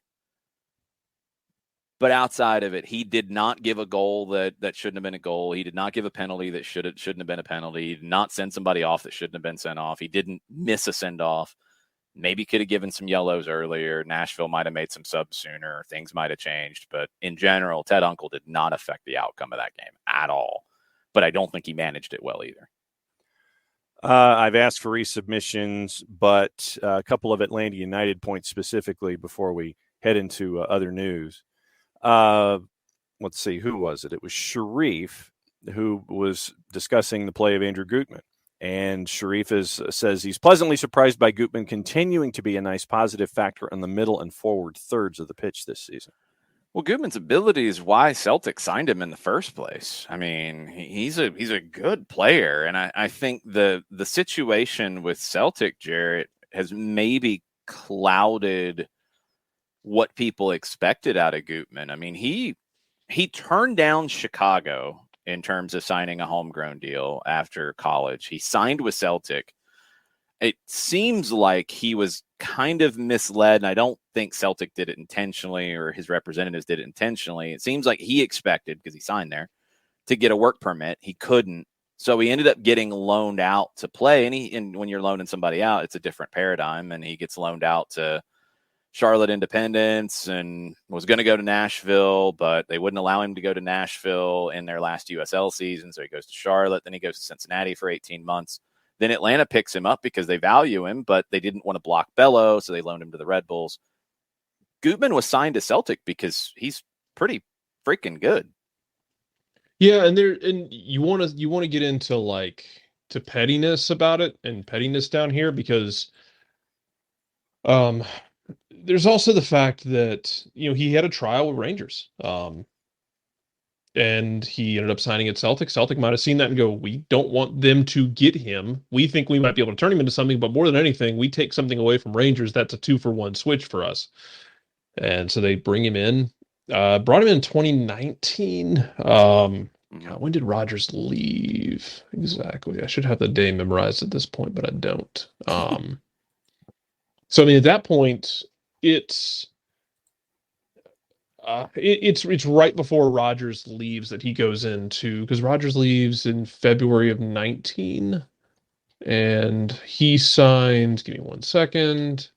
Before that, he signs a month before Rodgers leaves. So yeah, I mean, Rodgers recruited him, but it's not like what Rodgers would have done. Right. But he certainly didn't. He certainly would not have fit with what Neil Lennon was doing. Right, but that doesn't really matter because he couldn't get a work permit. He didn't get the opportunity to even find out if he would have fit. Yeah, but I mean, if he could have gotten a work permit, I think he would have been an interesting piece in what Brendan Rodgers did. He'd be an interesting piece in what Ange Postecoglou is doing. Yeah, he could fit into either one of those. And Celtic hasn't had a consistent they're using homegrown left backs at this point, but it would have been an interesting fit over there because I think he could have handled the physicality of it, and his pace would have been a damn problem on the left side for what they were doing. I mean, this is a club that employed Jeremy Frimpong for a while before he went to Germany. Mm-hmm. It would have been a very interesting setup, but yeah, they obviously saw something. I can't necessarily blame him for not wanting to go to Chicago because keep in mind that's during a time where I know Chicago isn't great this year by any stretch of the imagination, but at least they seem to have bad. At least they have something resembling an ethos at this point because they didn't have that at that point. No, No, There's a 6-year stretch where Chicago's goal in life was just to make Jason angry, and it was hilarious. Yeah, I think more importantly for Gutman at that time was they had zero commitment to young players. They had zero commitment to developing young players. So he didn't want to sign there, which makes sense. If he had gotten a work permit at Celtic, I think he would have played at Celtic, even if Rodgers had left. I think his pace would have made him valuable. He showed during his time at New England, at Red Bulls, that he could play in a more defensive team. Now, different way of defending, but he showed he could play in that kind of a model. So I think he would have fought for time. They valued him. Couldn't get a work permit. So that has maybe clouded the perception of Andrew Gutman, but he's a very good player. Yes. And Atlanta, this is another one where people don't want to do it, but your people who have been swayed by narratives and articles, you got to give the front office a ton of credit on this situation. Because Andrew Gutman was in a waiver draft. You picked up his rights because Cincinnati said, no, we're not going to do the option on the re-entry draft, if I'm not mistaken. Yeah, I can't. Which I think he qualified for waiver because he'd only been there for a year. Either one doesn't matter. It's complicated. Don't worry about it. They turned down the option, so he goes into this process. Atlanta picks him at a minimum because he's valued and they could maybe flip his rights, but they pick him.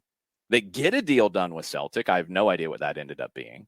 Celtic couldn't have played him anyway. So, I mean, he had no value to Celtic outside of just they have him on the contract. They get him, and then they have the foresight to say, well, we don't want to have you sit. We don't want to have George Bello sit because we think we've got one more year of him. We're going to loan you out, and then we'll bring you back. And it's worked to a T. But I have very rarely seen any credit given for those moves because that is not a cut and dried, like, just go sign somebody. It wasn't a slam dunk. People didn't get it at the time. People didn't understand it. I do believe we talked about it pretty strongly in that he's your cover, he's your bridge after Bello, and he's been more than that. He's been outstanding. And great pickup, great piece of business to get all of that done by the front office, in my opinion. Andrew Gutman has been a rock this year. And Bam, we can have an Australia Down Here segment on another show where we can discuss the virtues and brilliance of Ange Postecoglou because I'm absolutely here for it. Yeah, that Ange Down Here. We'll have to air in the overnights. Ange, that's your boy. Is great. I love him so much. Do you love him more than you loved Brendan Rodgers at the time? Yeah, your opinion changed. Yeah. I mean, even at the time, I did love what Brendan Rodgers did at Celtic, man. But like, Ange carries a knife in his back pocket at all times for the Scottish media, and that tickles me so much because you go look at any comments he makes where it's just anytime someone in the Scottish media asks him anything, he's ready to go, man. Mm-hmm. Like, the knife is out, the gloves are off, like Ange is ready to go. It's very amusing. Yeah, mostly because they had multiple years of Neil Lennon just ho-humming and being like buddy with everything. And Ange came in ready to fight because no one believed in him. Yeah, and then he went out and got players that people didn't believe in because they didn't come from St. Johnstone or somebody else. Yeah, he went out and brought in players from Japan for like $2 million, like paying $1 million or $2 million a piece for like Rio Hatate and Daisen Maeda. Like, great. That's great business because both those guys are lighting it up. Yeah, 100%. I will listen to Ange Down Here when you and Bam start that at like 2:30 a.m. on Tuesdays. Basically, it's going to air right after an AFL game. Yeah, no, an A-League game. We're not going to do it after Australian rules footy. We're not going to do that. The grand final's coming up. So. I know, but that would confuse everybody if we're having Ange Down Here about Australian rules football. That's a whole different show on the network. We'll do it after A-League stuff. Yeah. Let's see. Pilgrim says that Gutman deserves a goal at this point. He sneaks into the box like a ninja with a bright bald head. Yeah, he's got to get better in the final third, and it's something that I think he's talked about. It's something that Pineda's talked about. I mean, he's getting into the good spots. He's got to deliver a little bit more there. I think he's being asked to do that maybe more than he previously had been in previous stops in his career. So he's still growing into that role. But yeah, he puts himself in good positions, need more delivery of the final product, whether it's assists or goals from Gutman. Then also when we were discussing the front attack with Marcelino Moreno, Almada, and Araujo, Sam Williamson says when Marcelino Moreno laid the ball off to Thiago Almada instead of going for goal, you have to respect that man. Yeah. I mean, this team's unselfish. Oh, I respect the fact that he went full Daryl Rivas, read the keeper's eyes, and picked the pass off. He saw that little 10-yard out route and just jumped it. This team is very unselfish and very hardworking defensively. And we have talked about this from day one of 2022. First day of training where we went out, watched the work that they did, talked to Gonzalo Pineda, first preseason game internal at the training ground against Georgia Storm. We talked about the comments after. We talked about what they focused on. I talked about it when I was in Guadalajara and got to watch a training session, and the pressing, the defending. It has been a focus from day one of preseason. It wasn't something you could come in, walk in the door, and implement last year. You didn't see as much of it. This year, day one, it was about how you defend first. That was the first thing they worked on. That is very Pep. People talk about Pep in the attack. People talk about Atlanta United and all the dangerous attackers. But what they work more on, and especially at the beginning of a campaign, is how you defend and how you defend high up the field. Because that's such an underrated element. You can't have the ball all the time if you don't fight to get it back. And this team does it so well. And they have done it so well against Nashville, who isn't a team who generally tries to build out of the back all that much. But at home, yeah, they try to play more. And they can't against Atlanta. They cannot. And there's a lot of teams that can't. And it's been an ongoing thread during the Araujo injury absence was the press is going to get better when he is there. It's gotten better with Cisneros as well. And now that allows Moreno to be a little more of that free guy. I talked about this last game. He led the team along with Cisneros in pressures in the final third. But he can pick and choose a little bit. You know Araujo is going to close somebody down before they expect it. You know Cisneros isn't going to stop moving defensively. Moreno and Almada can pick their spots a little bit more. And the way this team presses, on top of having such attacking talent, yeah, the pieces are there for this team to be really, really good. And if that's where they're at their best, if they're defending their best far away from your own goal, good. Cool. That's what I want. Keep the ball as far away from the goal as possible. A lot harder to score for the opposition 90 yards away from goal than it is 20 yards away. So keep it over there, and the pressing will help you do that. Soccer for Good OG, the never quit unselfish play for the badge team mentality is a reflection of Pineda. We're lucky to have him, especially after the hindsight chapter and to deal with all of the adversity. Yeah, the hindsight thing, I mean, it's always going to be a mystery because he did get players playing for him. I didn't think you ever saw a team quit on him. The Nashville game, again, Nashville, at the end of his tenure, and the New England game at the end of his tenure. I thought the team fought hard. I thought he really connected with the young players, which is typical for that style of a manager. He did have some issues. Obviously, the Joseph thing at the very end came up. I don't think it was as big of a deal as maybe was talked about at the time. But he didn't connect across the board in the same way. I think he connected in the he's a legendary player. He's a legendary figure. He has very good soccer ideas, and we like that, and we believe in it too. Pineda connects at the human level, I think. I think what Gonzalo and his staff are so good at is connecting with these people as human beings. And that's not that Heinze didn't. It's just a different way. Heinze's a little more college football coach. of, I can tell you what to do and you're going to do it. And if you don't, you're going to be gone. As opposed to, I think what NBA coaches maybe have to do more of now. And Steve Kerr's done an amazing job with it. And I think Pineda and Guardiola, two guys who have similar beliefs in the game and similar approaches, they look at what the NBA is, where you do have to be a player's coach. You do have to connect at that level. Soccer, you can have a million different perspectives and approaches, and some work with some groups and some don't work with some groups. I think what Pineda does is he gets belief in the collective, not just the ideas, and not just because he's a former great player. He gets it because they like him and they want to play for him. And they want him to do well, and they want the staff to do well. And I think Rob Valentino fits perfectly into this as well, as does the rest of the technical staff. They've created a situation where the players want to show up and work hard every day. They understand the why. They're not just doing it because they get paid to. They understand why they're putting in the hard work. They understand what it can accomplish.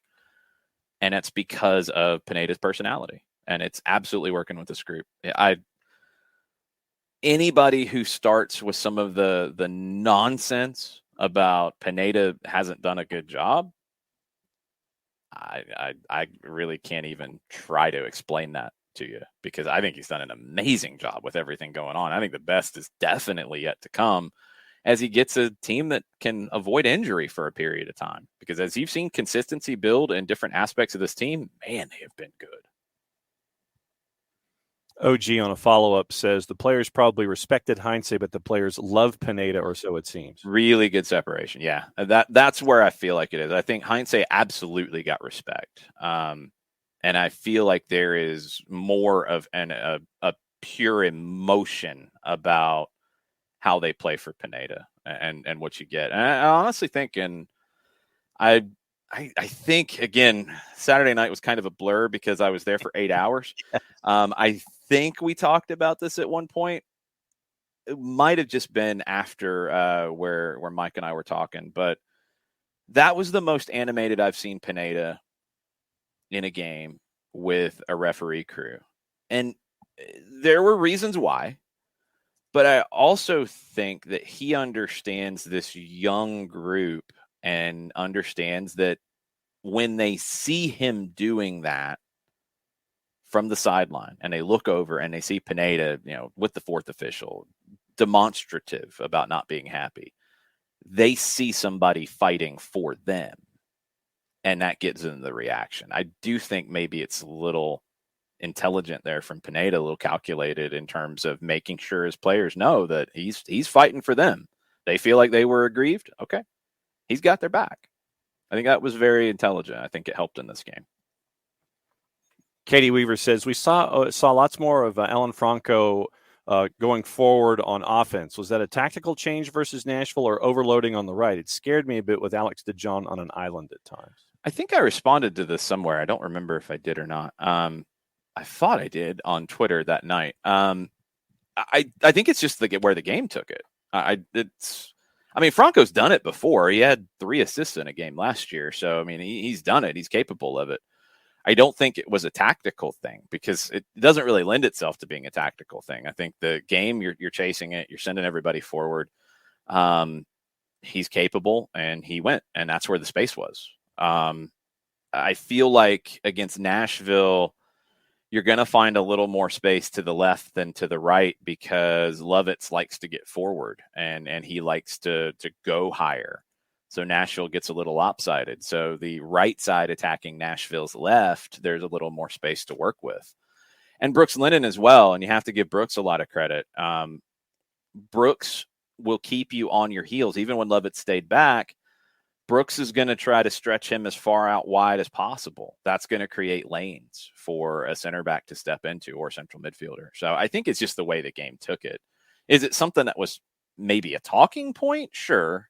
Of, hey, there could be space here, but you weren't planning on being 2-1 down and having to get that desperate either. So it's just a little bit of where the game took them, and they all work on playing with the ball at all times in all sessions of activities on the training ground. So they're all comfortable. If they have the space and they can step up and take it, they'll take it. We see Alex do it. We see Alan do it. We see Franco do it more and more. Franco Ibarra. We see George do it. We saw Miles do it. Guys who you don't normally associate with dribbling the ball forward, progressing the ball forward, carrying it forward. They do it in this game, in the system, because it's not about who you are. It's about where the space is and attack the space. Bit of a request from Sean Vergara. I make no guarantees, Sean. He says he wants to start soccer over there now because he wants one of your early morning screams about the country that self-proclaims itself as the best soccer in the world. Oh, that was what everybody was saying yesterday. I mean, hey, well, slow down. I mean, the Scottish playoff is this afternoon. We'll get to that later. Oh my days! Ha ha ha! Inverness and St. Johnson are tied at 2 going into the final 90 minutes. Should be fun. Oh, it'll be stupid. I mean, there's no guarantee. There's no doubt about how stupid that will be. And it will probably be very enjoyable. In England, there you go. Sean's happy now. I don't think that was what made him happy.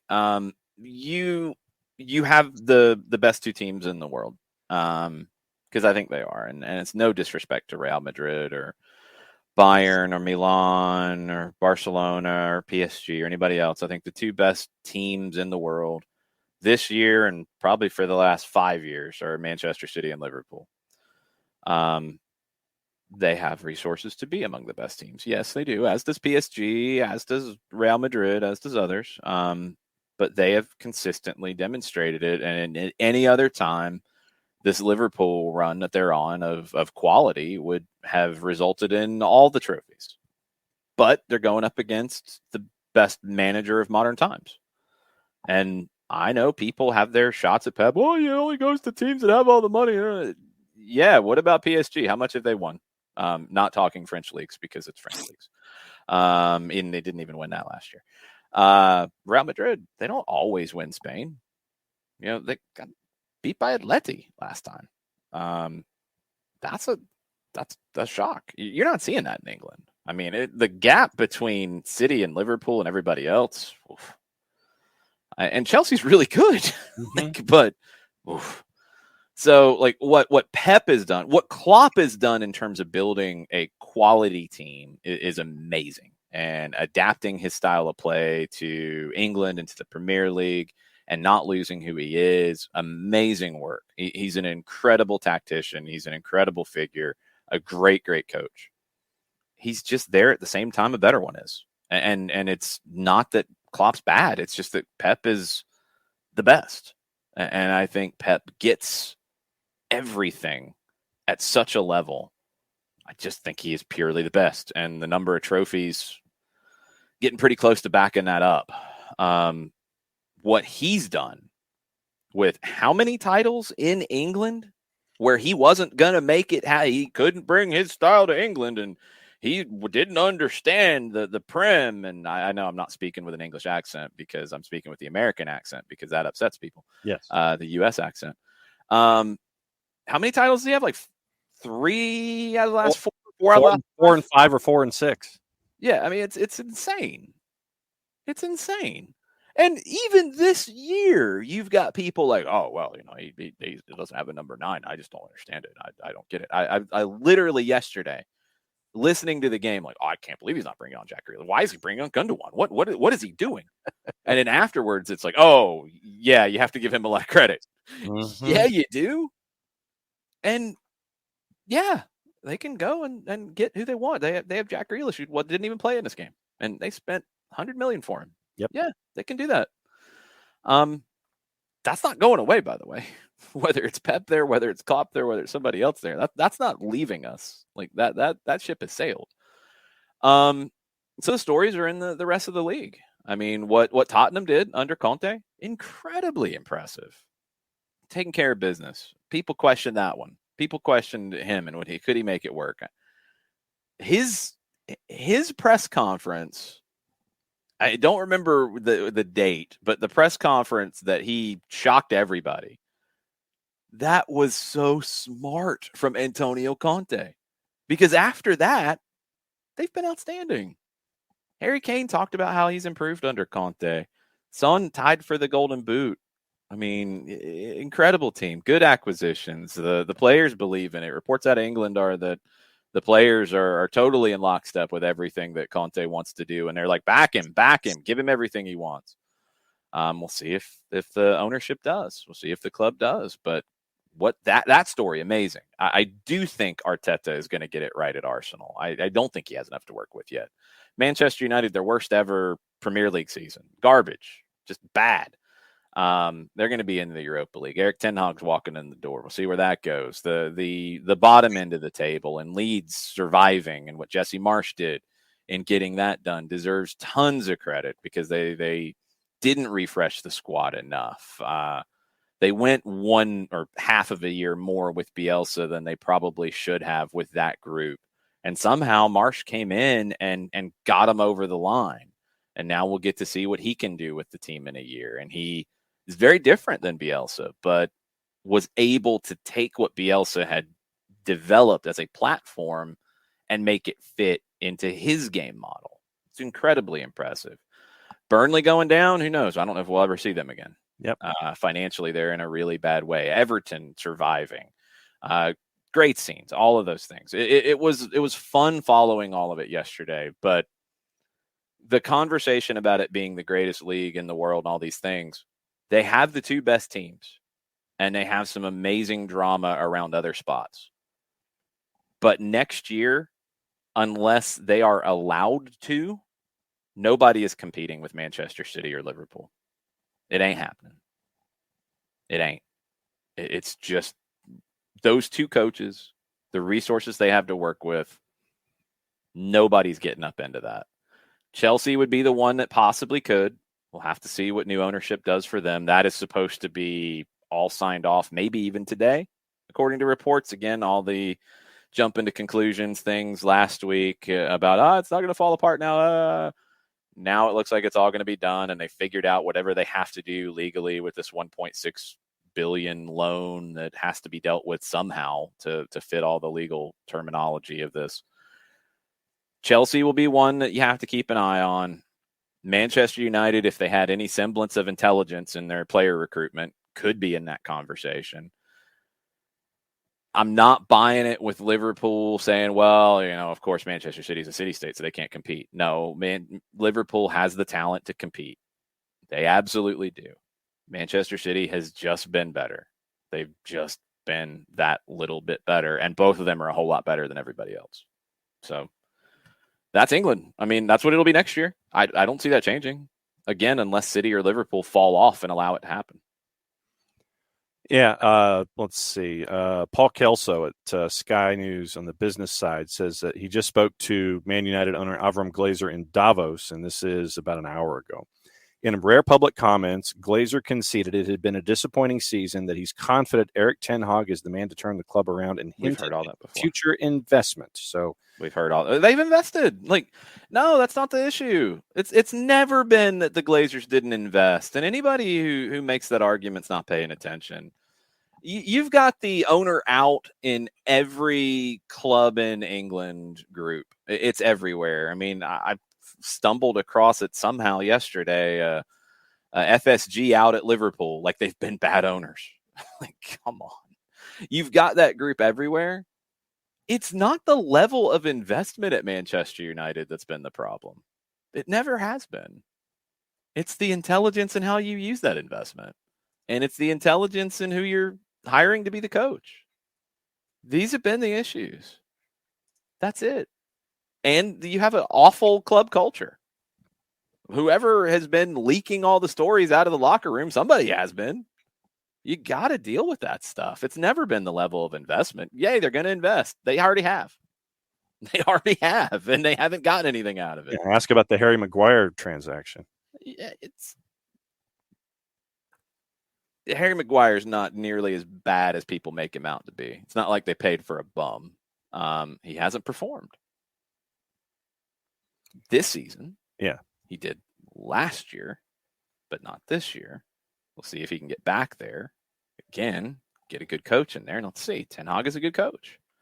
He's never been in this situation. See how it goes. But he's got a lot of things to fix, and investment in the squad is not one of the things he has to really fix. And we had talked about their assistants, and the assistants that we named, including Steve McClare, and are a part of the side, and they're still waiting on the Yippee skippy. Very excited about that, as you can tell. Chris Ashley about Leeds. Jesse Marsh also did it not really doing what he wants to do at full tilt. He was in staying up mode from day one, excited to see what Leeds look like next season as he shapes it more to his philosophy. He had to adjust. He it's the same thing we talked about with Pineda coming into Atlanta last year. You didn't have a preseason, so you weren't able to build your way of playing the minute you walk in the door. You have to just deal. And I think Jesse did a really good job of it. You saw elements of what he wanted. And he was able to build off of what Bielsa did in those elements. But he also had to manage things that he had never managed before. He had never been in a club that was trying to stay up. There was a really good conversation with him on the football show this morning. Highly recommend going back to listen to it. And that was the question they asked was, look, you've been at teams that have been expected to win. And your European time, you were never in a relegation fight. What was that like? And he talked about having to have those conversations about confidence, about understanding that, you go play City in your Leeds, you're probably going to lose. And it's okay. But can you build something off of it? Can you get something out of it, even if it's not a result? And I think he was able to do that consistently. And they never got down. They never gave up. They never looked like I thought the schedule was going to get them, but they never looked like they were giving up and didn't believe in themselves. And that's a credit to Jesse Marsh. He did an amazing job to keep them up. But of course, people will talk about his accent and having a huddle after a game. Alex Pacine says that Eddie Howe should be manager of the year, period. Alex is very biased. Yes.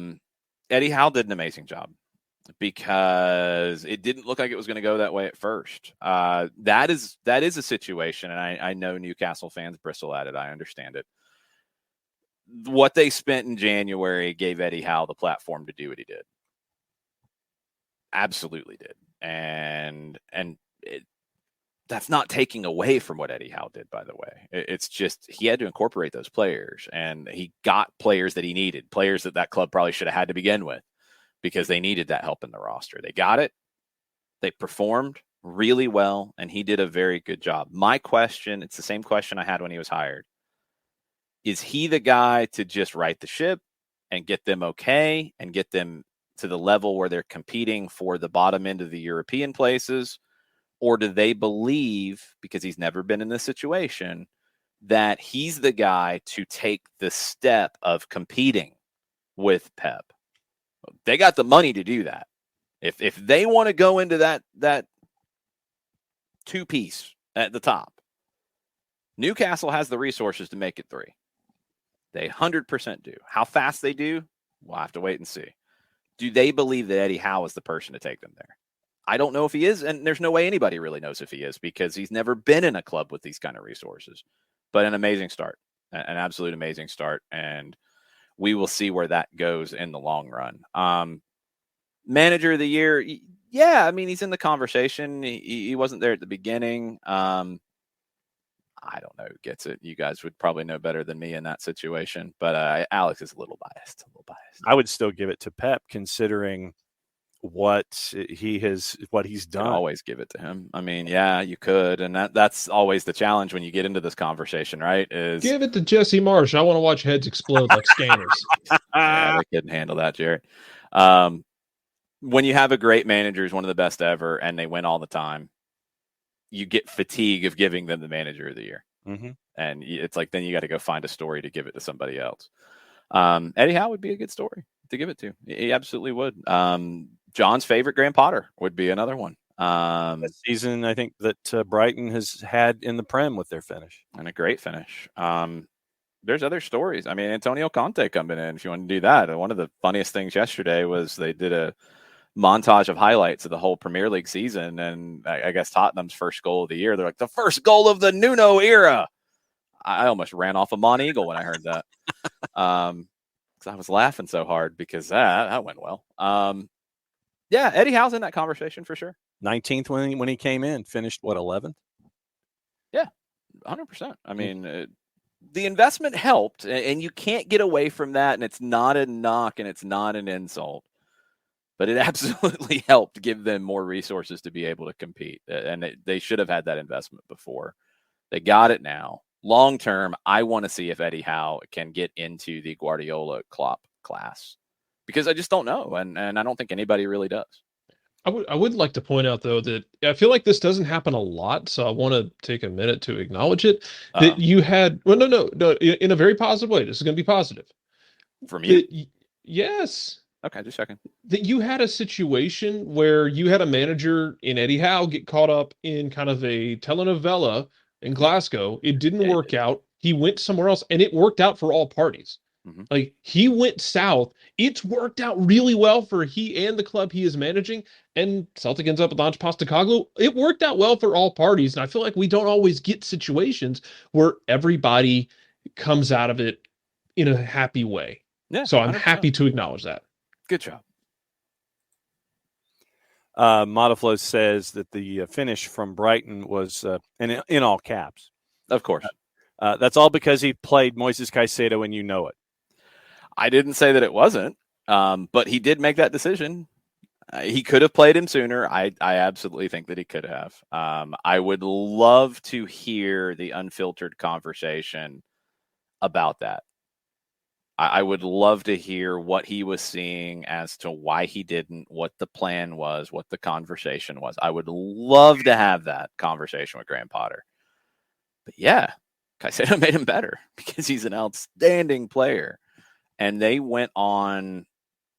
finished 5 in a row unbeaten with 3 wins. But even before that, they had the loss to City on April 20th.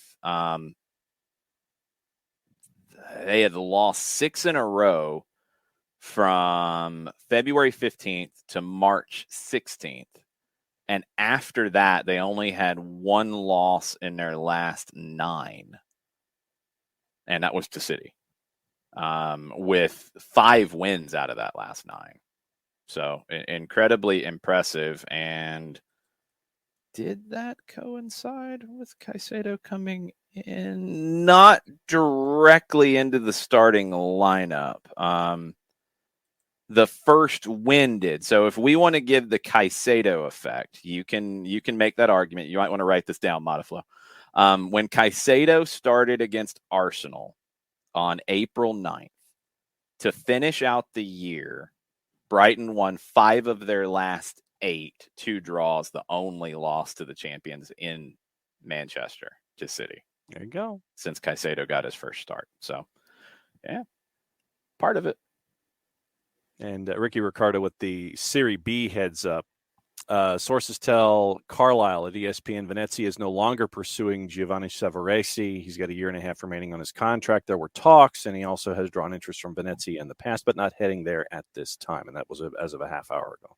Okay, and we'll see where that goes. Savarese wouldn't talk about it yesterday after the Timbers match. He was asked about it. He would not speak on it. And we are officially caught up, sir. Okay. We'll save some for soccer over there tonight. Again, programming notes. No live show tomorrow. I got to catch up on life and stuff. So no live show tomorrow. We will have some recorded content for you throughout the day. And then we will be back on Wednesday with a live show and a little bit, some new format stuff, some new partnerships, some new things happening. Very cool. Good stuff. So that's coming on Wednesday, recorded content tomorrow. You can go back and read former intern Niles' recap of the last day of the Prem season. That's up on the website, soccerdownhere.net. Jarrett might have some stuff written on the website. I'm maybe prodding him to do it. Yeah, a little bit. Know. Just got to catch up. I actually wanted to do it. Wanted to get started on stuff Saturday, and then all the games just kept running late. And then by late yesterday, I was just dead to the world because this weekend just kicked my ass. Yeah, I know the feeling, man. I mean, I didn't have to drive to and from Nashville, so I don't have that excuse. You But don't. Or You be get- at Geodis for 8 hours. You don't have that either. no. Yeah. The rest, it was a fun trip though. I highly recommend making the trip to an Atlanta game in Nashville. Definitely recommend it. It's one of the best road trips in the league. Obviously, it's Nashville. Plenty of stuff to do. Incredible stadium.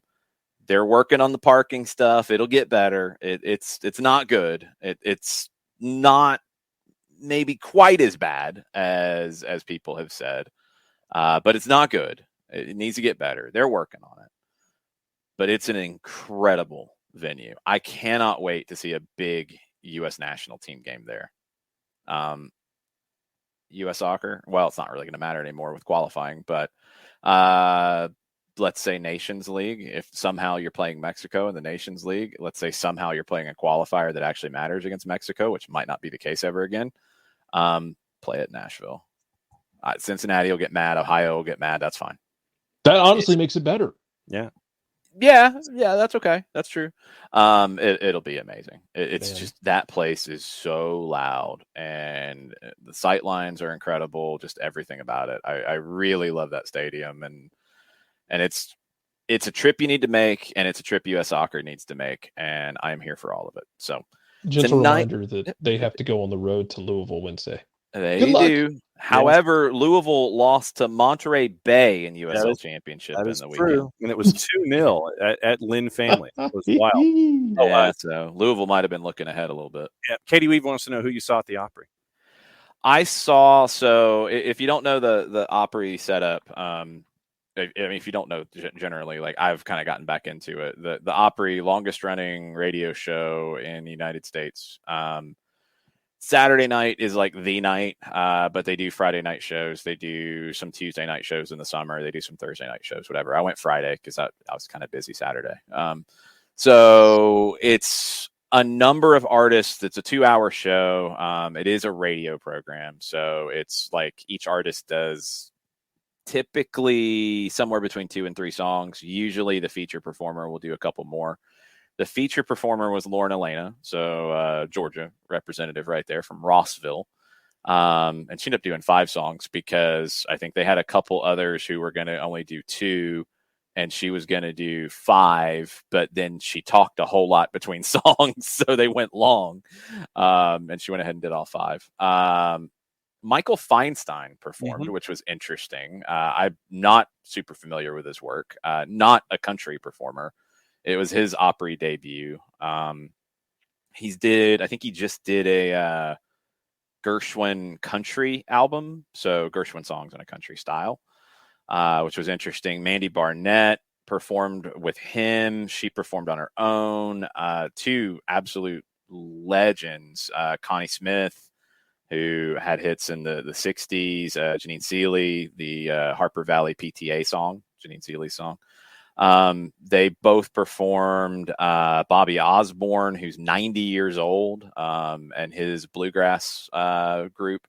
They performed. They did Rocky Top. I didn't get too angry about it. It was a little rough hearing Rocky Top in a public place and not being able to yell about it. He's 90 though, and it's written by Georgia artists, Georgia songwriters.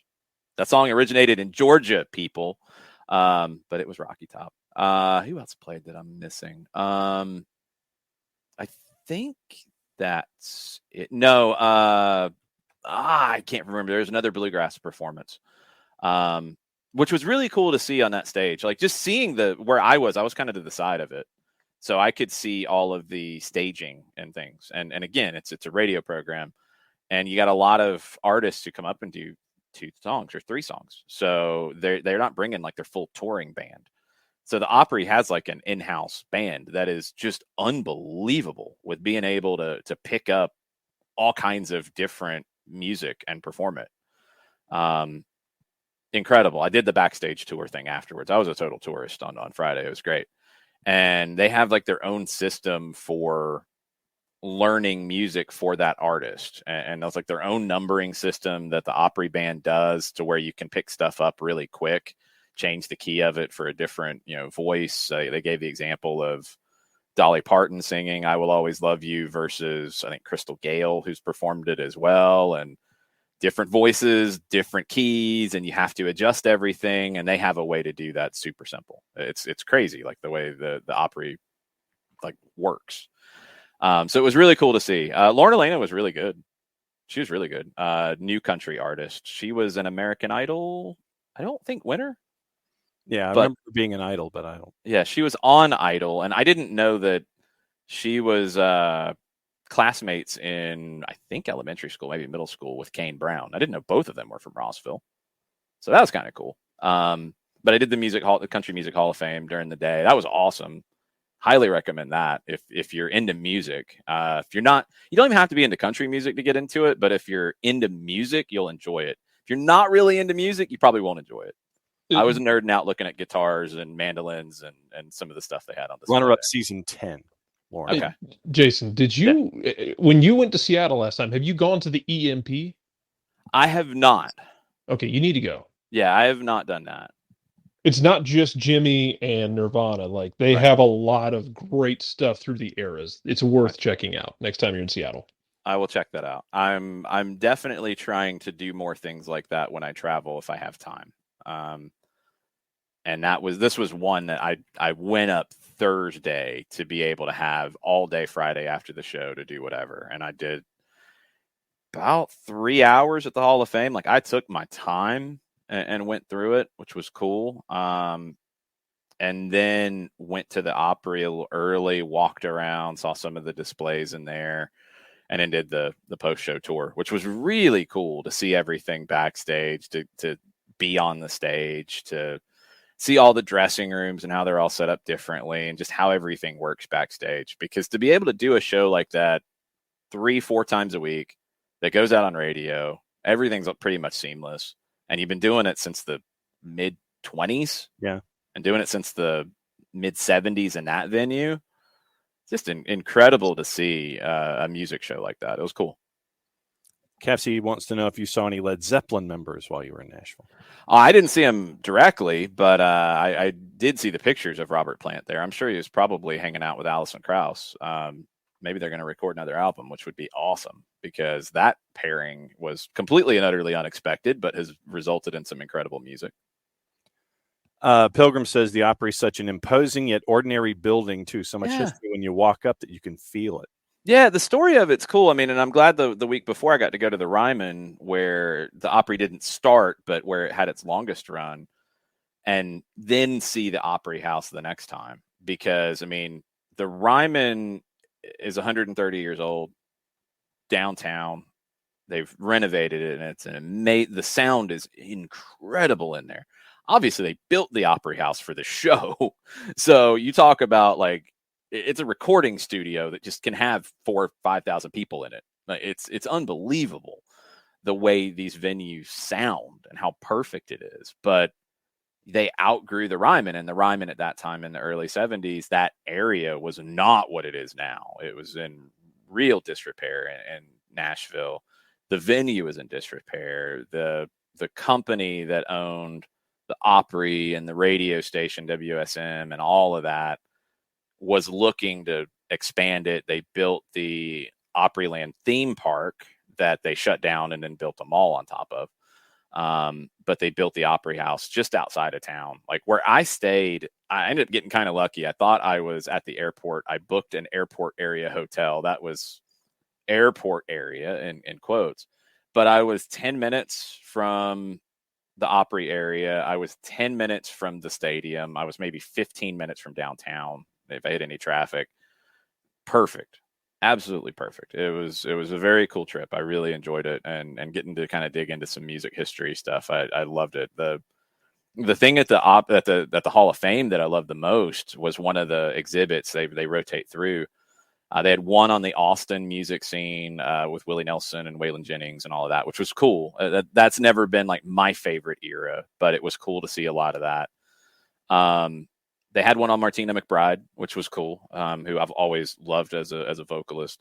But they had one on Bill Anderson, who you might not really know very well.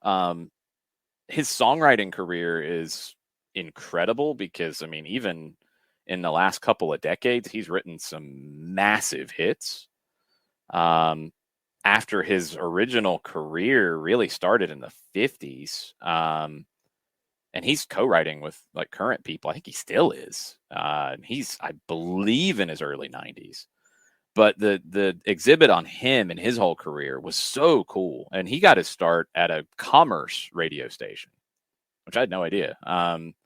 He was a pitcher at Avondale High School, and he went to UGA. But he got his start in music and the radio industry at a radio station in Commerce, which was pretty cool. And they had like his original mic and all that kind of stuff. So yeah, I love that kind of nerd out thing. So I had a great time in Nashville. It was a lot of fun.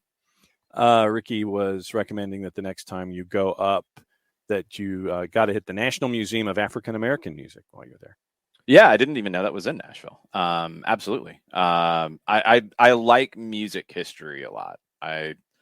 As a schizophrenic music fan who listens to everything under the sun, I love learning about the history of these different things. And the Ken Burns PBS documentary on country music is what hooked me back into like old country and classic country stuff. And like I've said, I grew up on country, so it was kind of cool to get reconnected to things that I had an understanding of, but didn't know well because I was a kid. I didn't understand the Opry's history when I was a kid, but I knew what it was and listened to it and watched it because I think at that time they aired part of it on the Nashville network. So I knew all of that stuff. But yeah, as I get into different kinds of music, I love to learn the history of it. Like if I find a new band, and REM did this for me when I was in high school, and I fell in love with REM, like it was who influenced them, and then start going back through rabbit holes. And I would learn about other kinds of music from who influenced a band that I liked. Same with Pearl Jam, same with Nirvana, same with everybody. You know, with hip hop, it'd be like, where'd the samples come from? And you start learning like, okay, well, it came from here, and then learn about that aspect of like funk or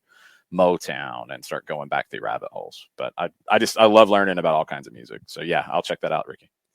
Kefsey, tip of the hat to you, Mike, and Miller.